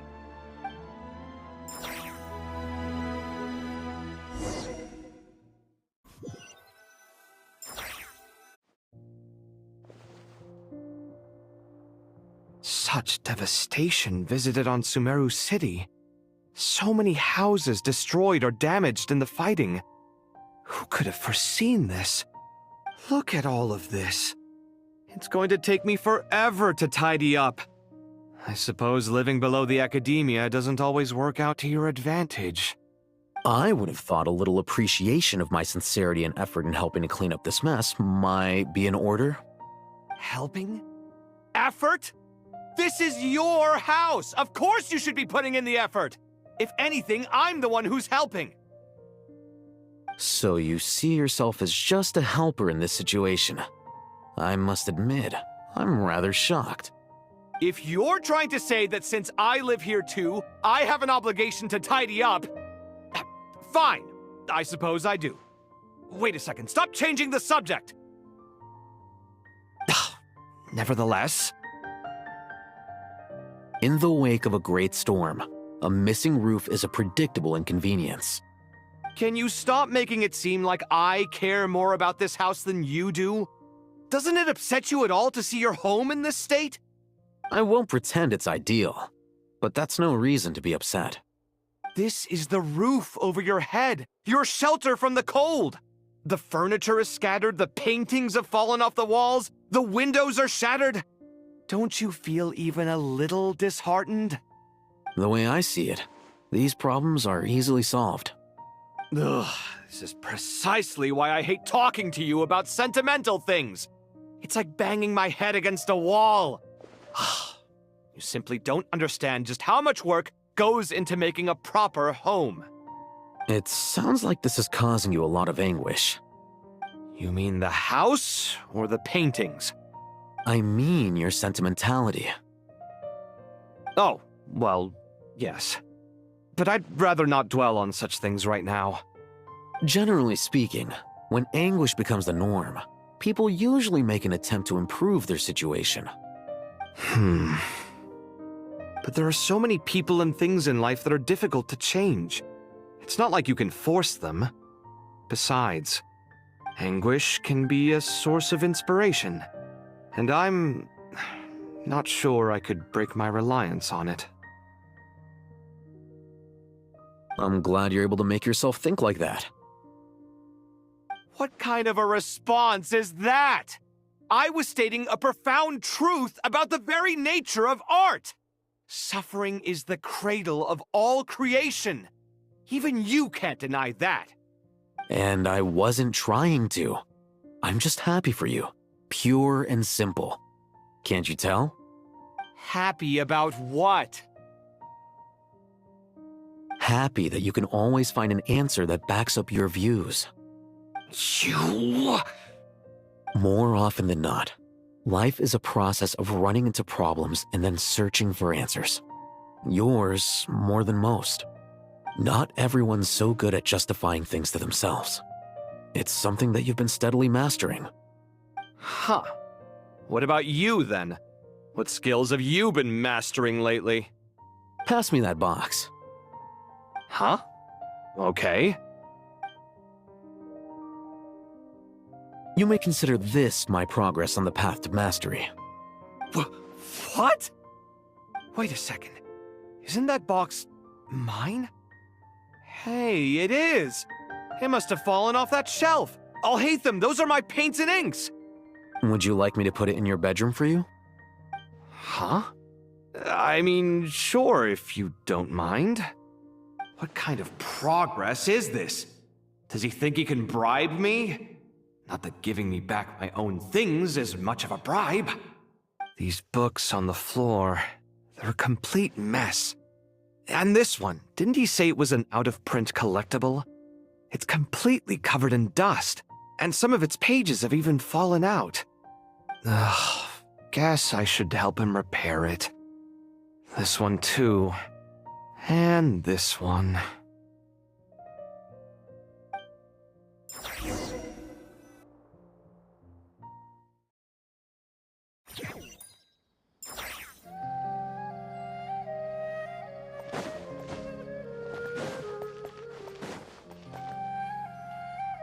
Local sumpter beasts, imported goods, such a bright future ahead. I can picture the Mora just rolling in.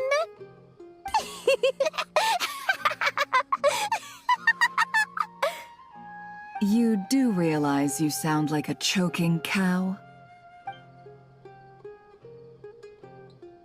It's called being imposing.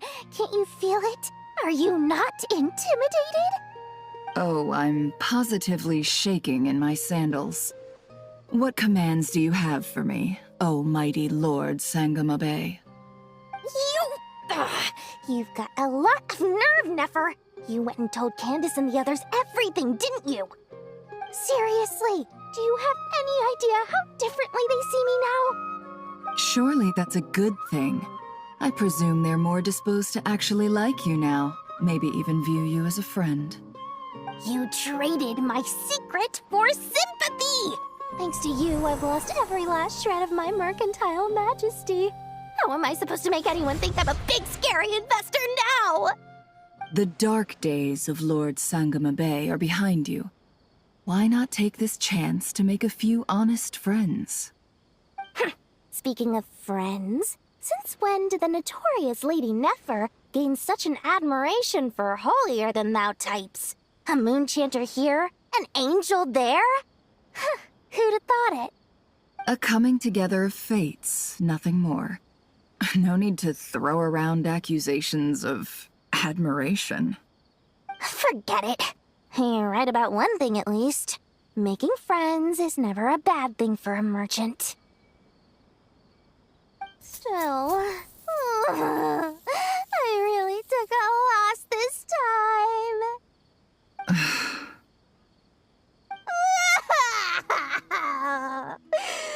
What are you looking at? I'm trying to see if you're really crying or if those are just crocodile tears.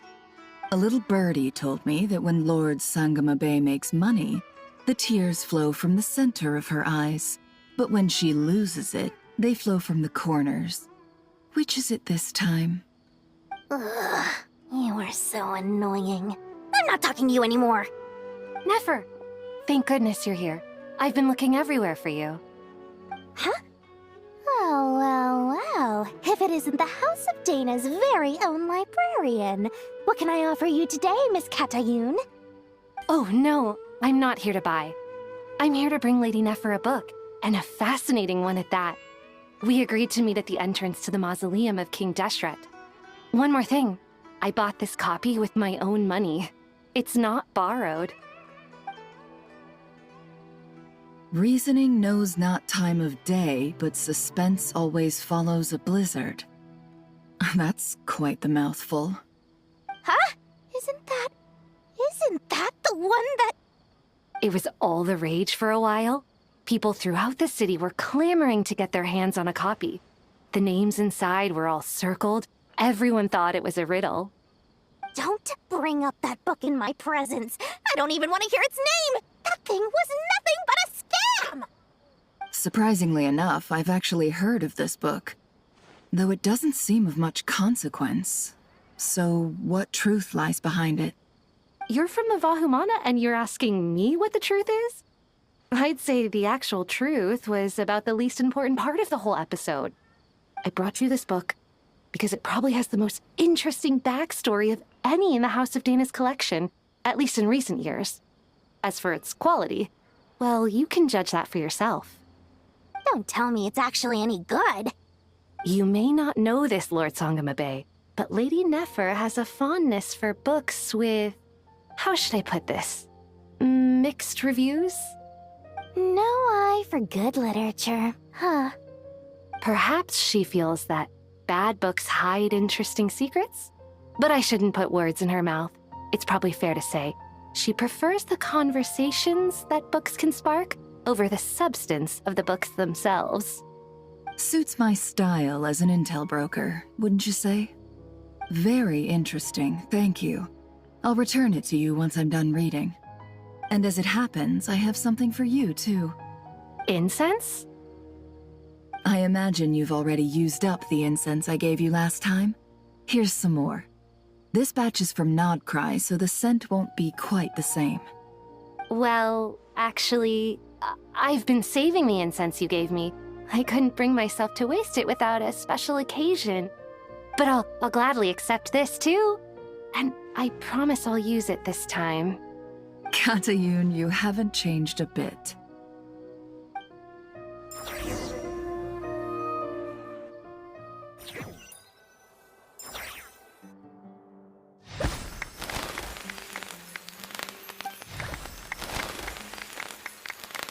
Congratulations, Kale. Well done, Kale.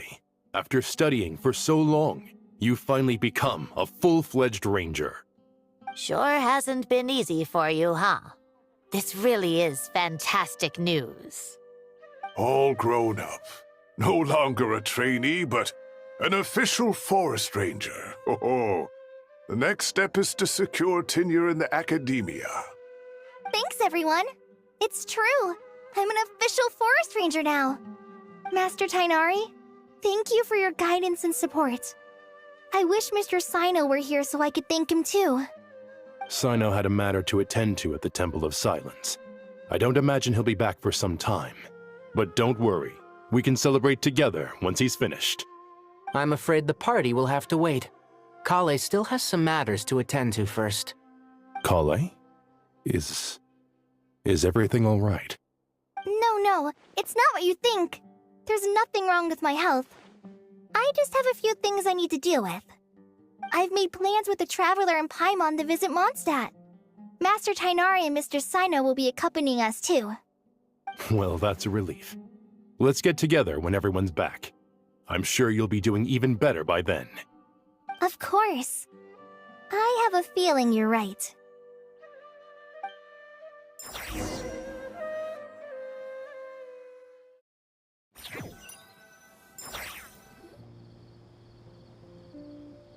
Phew! After all that catching up on sleep and food, Paimon's feeling full of vim and vigor again. For someone who spends so much time resting, your recovery routine is surprisingly simple. Hey! Paimon's been working her butt off too, you know. She flew all over the city helping everyone out. Don't worry. I saw how hard you worked. All right. We all know you're the most hardworking person in Tavad. As long as you're rested and full, that's what really matters. Paimon's been looking around the place, and it seems like the city's already on the mend. But Paimon's been wondering how Nahida's doing. We should check in on her.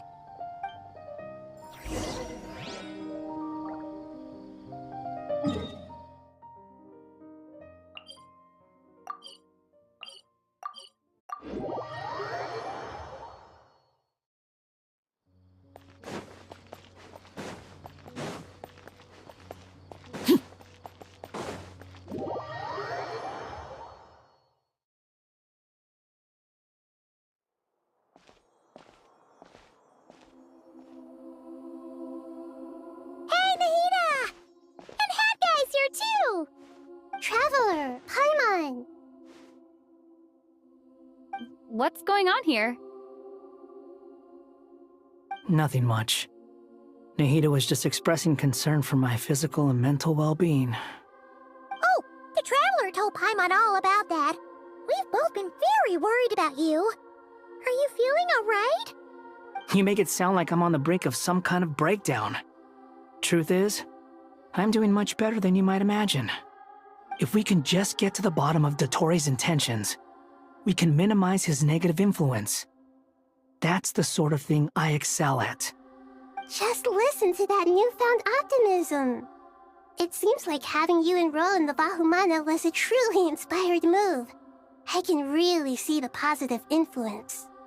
Observe, a classic Sumeru specialty.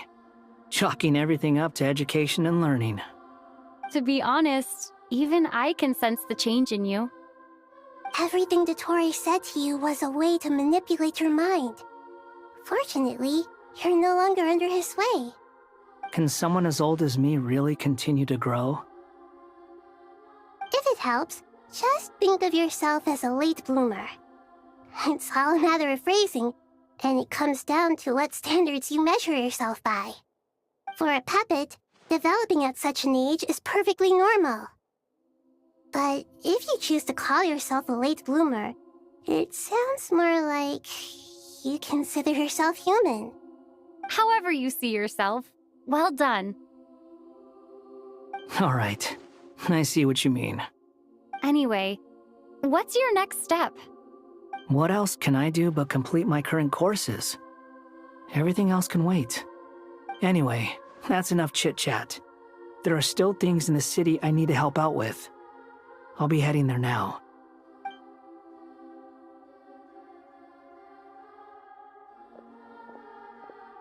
I'm so happy that Hat Guy is doing better than we thought.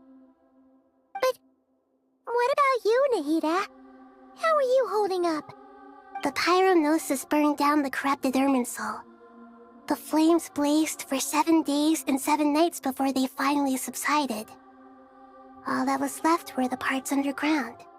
Now, Aru shoulders the responsibilities that once belonged to Irminsul. The situation was contained before it got out of hand, so Tevat's most vital information has largely been preserved. Irminsul has a strong influence over you, doesn't it? How will you cope now that it's gone? There is no need to worry. Thanks to Nicole's extraordinary talents, my connection to Irminsul has been severed and transposed onto Aru. Angels can do things like that? They can. Such abilities are precisely what makes them so powerful. The goddess of flowers, Nabu Malikata, once claimed that she too could perform feats beyond the reach of mere mortals. In my eyes, much of what she went on to achieve reached such transcendent levels. Her and Nicole really are both fascinating and magnificent. So, does that mean your situation is stable now? Correct. Just imagine that Aru has become the new Irminsul, and the essence of my existence has been bound to it. The wisdom of Sumeru has ultimately converged into a single, unified entity. Should we ascribe this all to fate, or is it merely fortune? Whatever it is, the important thing is that you're okay, Nahida. Dendro Archon, Lesser Lord Kusanali. Oh, thank goodness you're here. Greetings, Traveler and Paimon. Sir Nevis, do you have something urgent to say? Yes, there's something I need to report. We've received a message from Snezhnaya.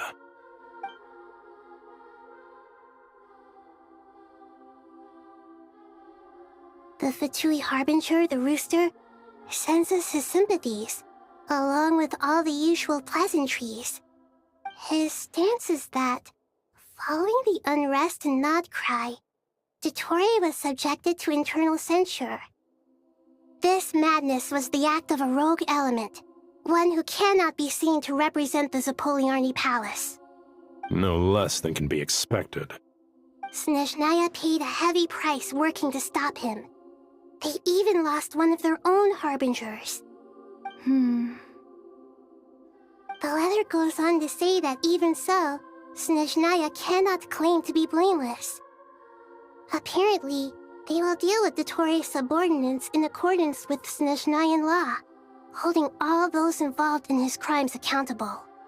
Additionally, They are supplying relief funds and supplies, which are already en route. They hope this will aid in Sumeru's reconstruction. Sounds like he's got an answer for everything. True. But as diplomatic rhetoric goes, it's highly effective. Completely watertight, both in logic and sentiment. This disaster has had a profound impact on Sumeru. There is much that I will keep in my heart. The matter of Dottore can be seen as settled for now.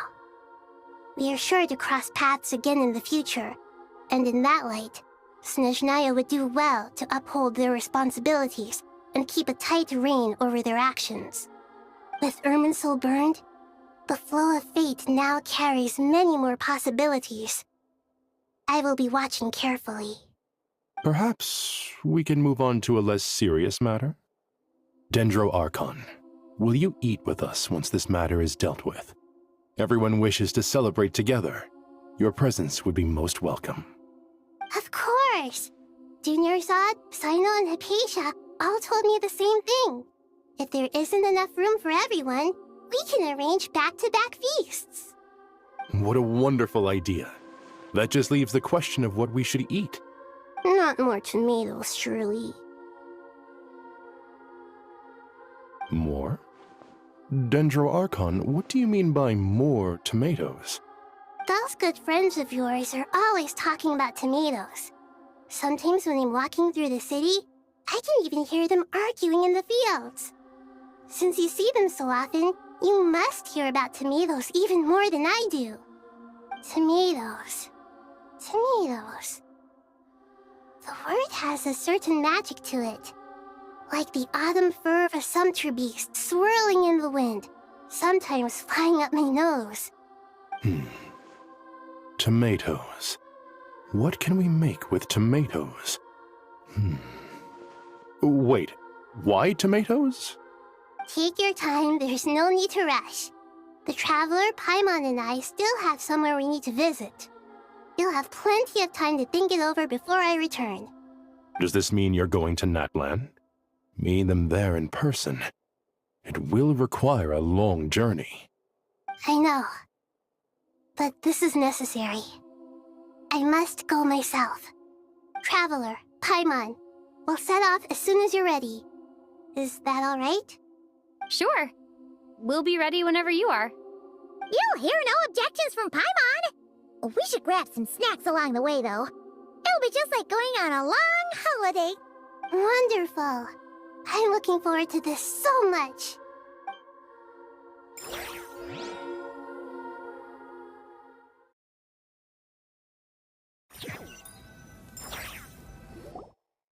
Natlan is such a lively place.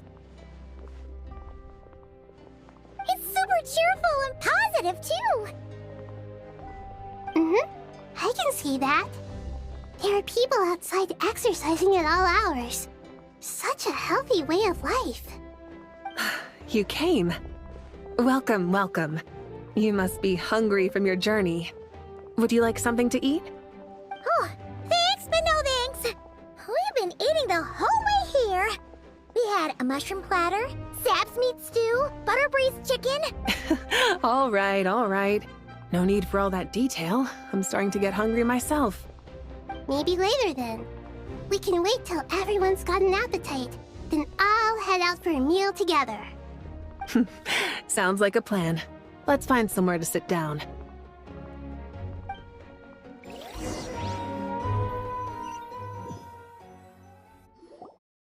I should tell you, I already have some sense of why you've come. Why's that, Malika? To say thank you.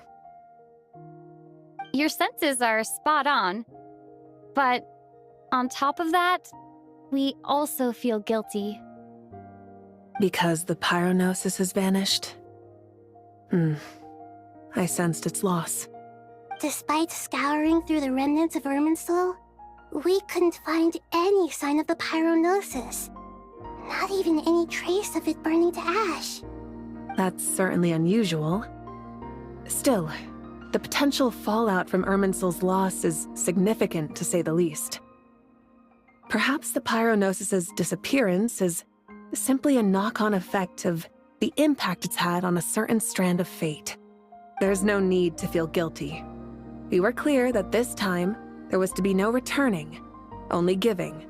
Pure and simple. Thank you really is a fascinating phrase. We use it to express gratitude for the smallest of things. Yet, when faced with a kindness too immense to describe, we use exactly the same words. It's not that we lack other means of expression.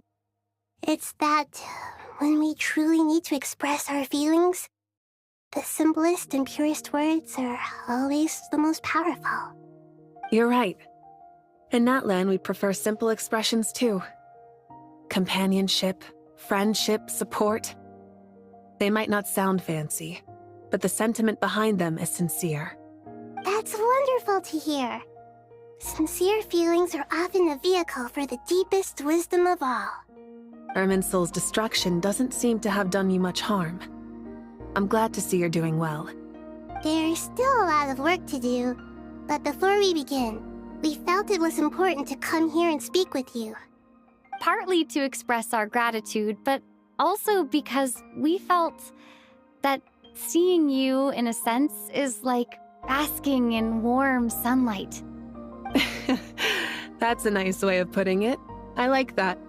To tell you the truth, though, I'm not a fan of somber meetings.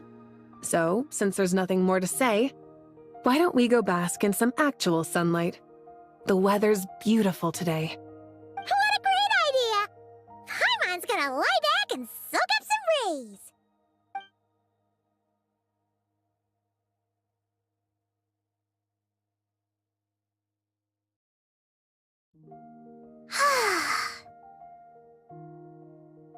In that case, I think I'll lie down for a bit too before we head to our next stop. And where might that be? Mondstadt. Paimon and I are gonna head back there with Kale and the gang. Long ago, I sensed that the god remains inside Kale had come from the goddess of flowers, but I kept it a secret. Those remains weren't hurting Kale, not as she is now. They simply exist. Besides, I could sense a deep yearning within her. A yearning for an ordinary life. A yearning to hold on to the hard-won happiness she now enjoys. With someone like her, I have a responsibility to keep her secret. She should be ready to face the truth by now. Whenever people meet, there is always the potential to create warmth and kindness. Every child grows up, but even as adults, they are still children in the eyes of certain people. Oh, just like how Paimon sometimes sees Nahida as a little kid. Is that so? Well, anyone who's friends with a kid is probably a kid themselves. Of course! And there's nothing wrong with that.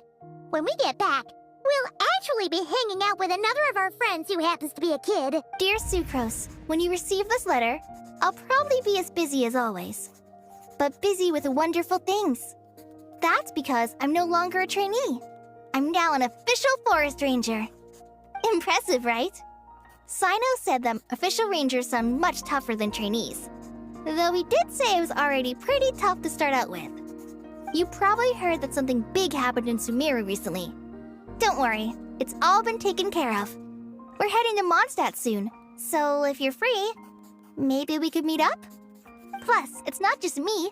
A few of us are going. Hey, do you still remember that time we all got together? You know, when we all went to the Windbloom Festival? It'll be just like that.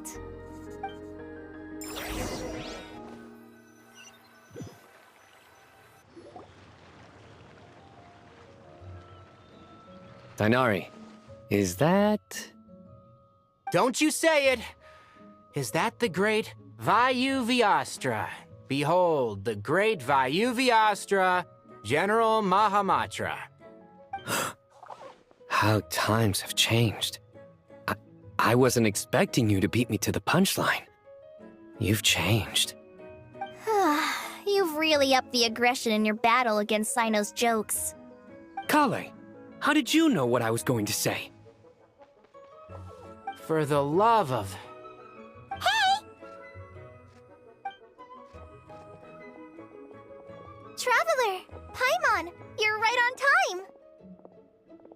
I hope we haven't kept you waiting. Kalei! Sucrose! It's been so long! How have you been? I've been well. Everything's going great. What about you? Are you still busy? Not at the moment. Oh, right!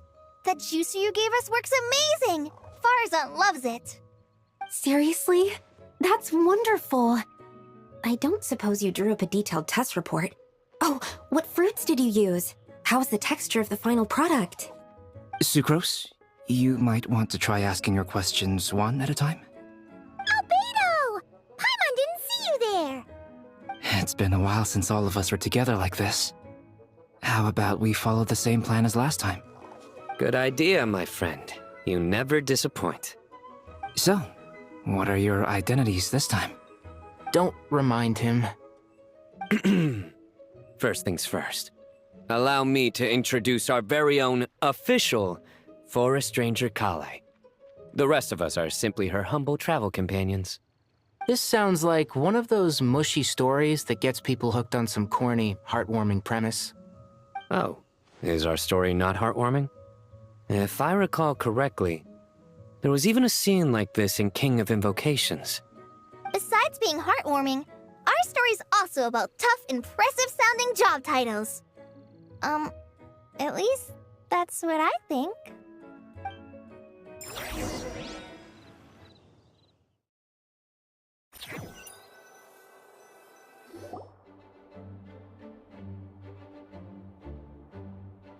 Oh, you're here already? I'm still giving Dodeko a little trim. I won't be a moment. A trim? Does Dodoko need haircuts too? Of course. It's important to know how to take loving care of the apples of your eye. All of these trivial matters get left to me. It's because I'm an angel, and angels are, in a way, the guardians of all Teyvat. Oh, right! Well, that's definitely an impressive-sounding job title. What are you writing? I'm just brainstorming some cool-sounding lines. Oh, write them on these card backs. Of course. Clearly, my lines are pretty amazing, wouldn't you say? Miss Nicole. Kalei? You seem a little nervous. I was just wondering, who was the person you mentioned who needed their wish fulfilled? Wish? What do you mean? Miss Nicole asked if we could meet up in Mondstadt once everything was over.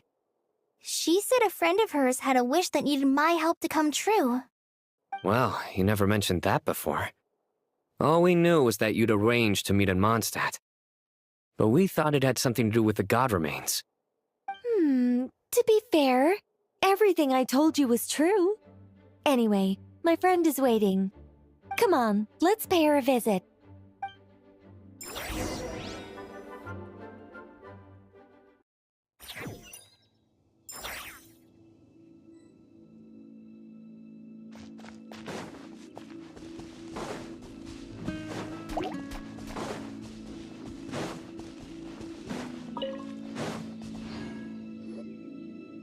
Huh? You're... Surprised? I bet you weren't expecting to meet a woman like me beneath this beautiful tree in a faraway land. An oasis will spring from the place where a djinn resides. That saying falls somewhat flat here in Mondstadt, given that everywhere is already so lush and green. Lilupar, what are you doing here? I made friends with Miss Nicole.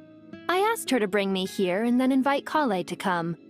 The prologue to this story is that I have a wish. It has stirred within my heart for centuries, millennia even.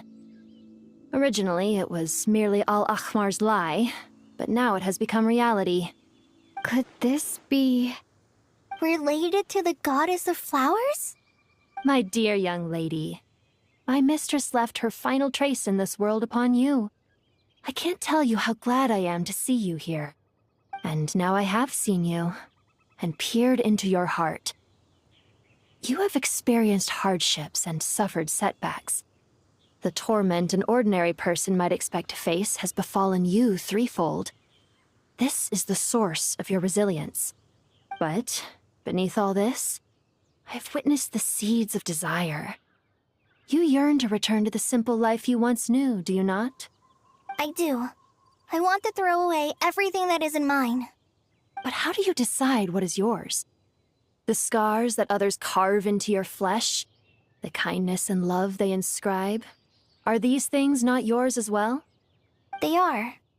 This is something I've talked about with Miss Nicole. Miss Nicole said I should learn how to adjust my standards. I just want to live as an ordinary human. Anything beyond that isn't mine. Don't you want anything from the remains of the goddess of flowers? She gave me a revelation once. I think that's already more than enough. In the past, you would not have possessed such a rich heart. Your brief life has taught you to hold on to everything good, to home in on kindness. How fascinating. You're nothing like Nabu Malikata, and you're certainly not her. Of course not. I'm not some great and powerful being, Miss Lilopar. Yet I am a Jinn. We exist because of the Lord of Flowers. We revere and love her.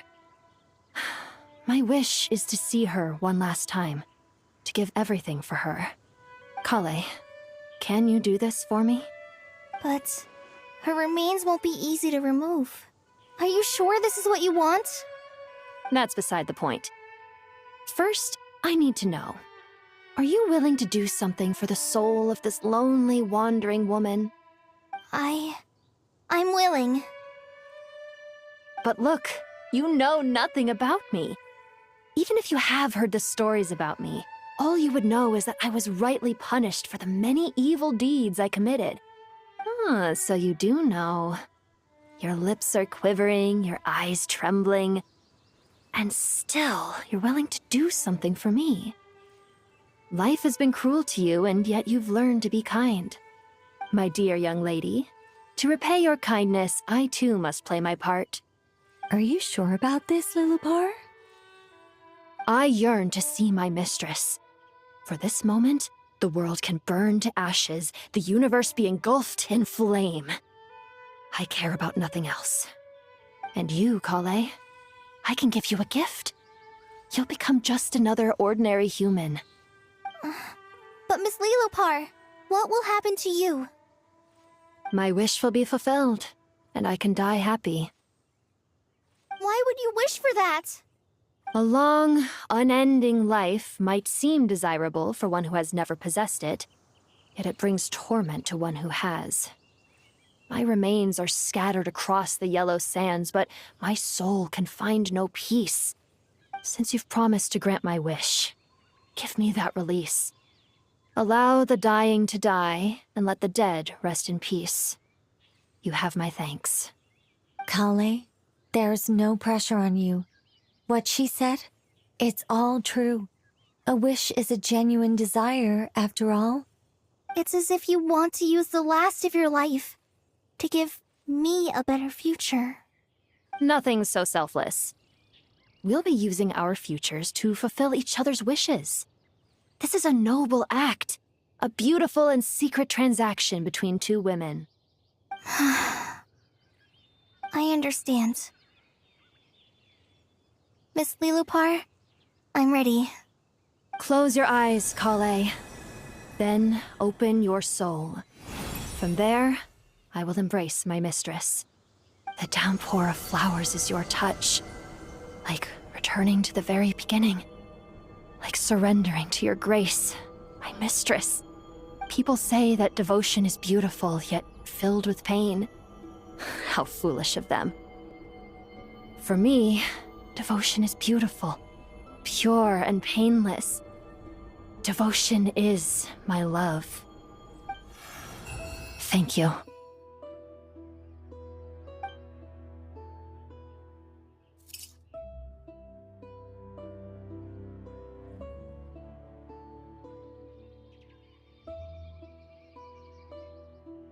Lilopar! She disappeared? She left, carrying the blessing of flowers. Kale, are you alright? I'm fine. Now that the remains are gone, I don't actually feel any different at all. Those remains weren't hurting Kale. Not as she is now. They simply exist. Besides, I could sense a deep yearning within her.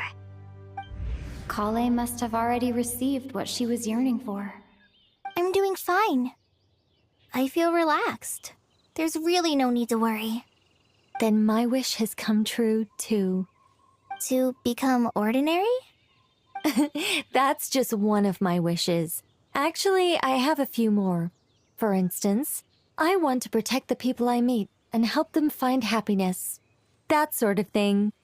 So between Miss Lilopar and me, you fulfilled 2 wishes already, and protected 2 people. Wonderful, isn't it?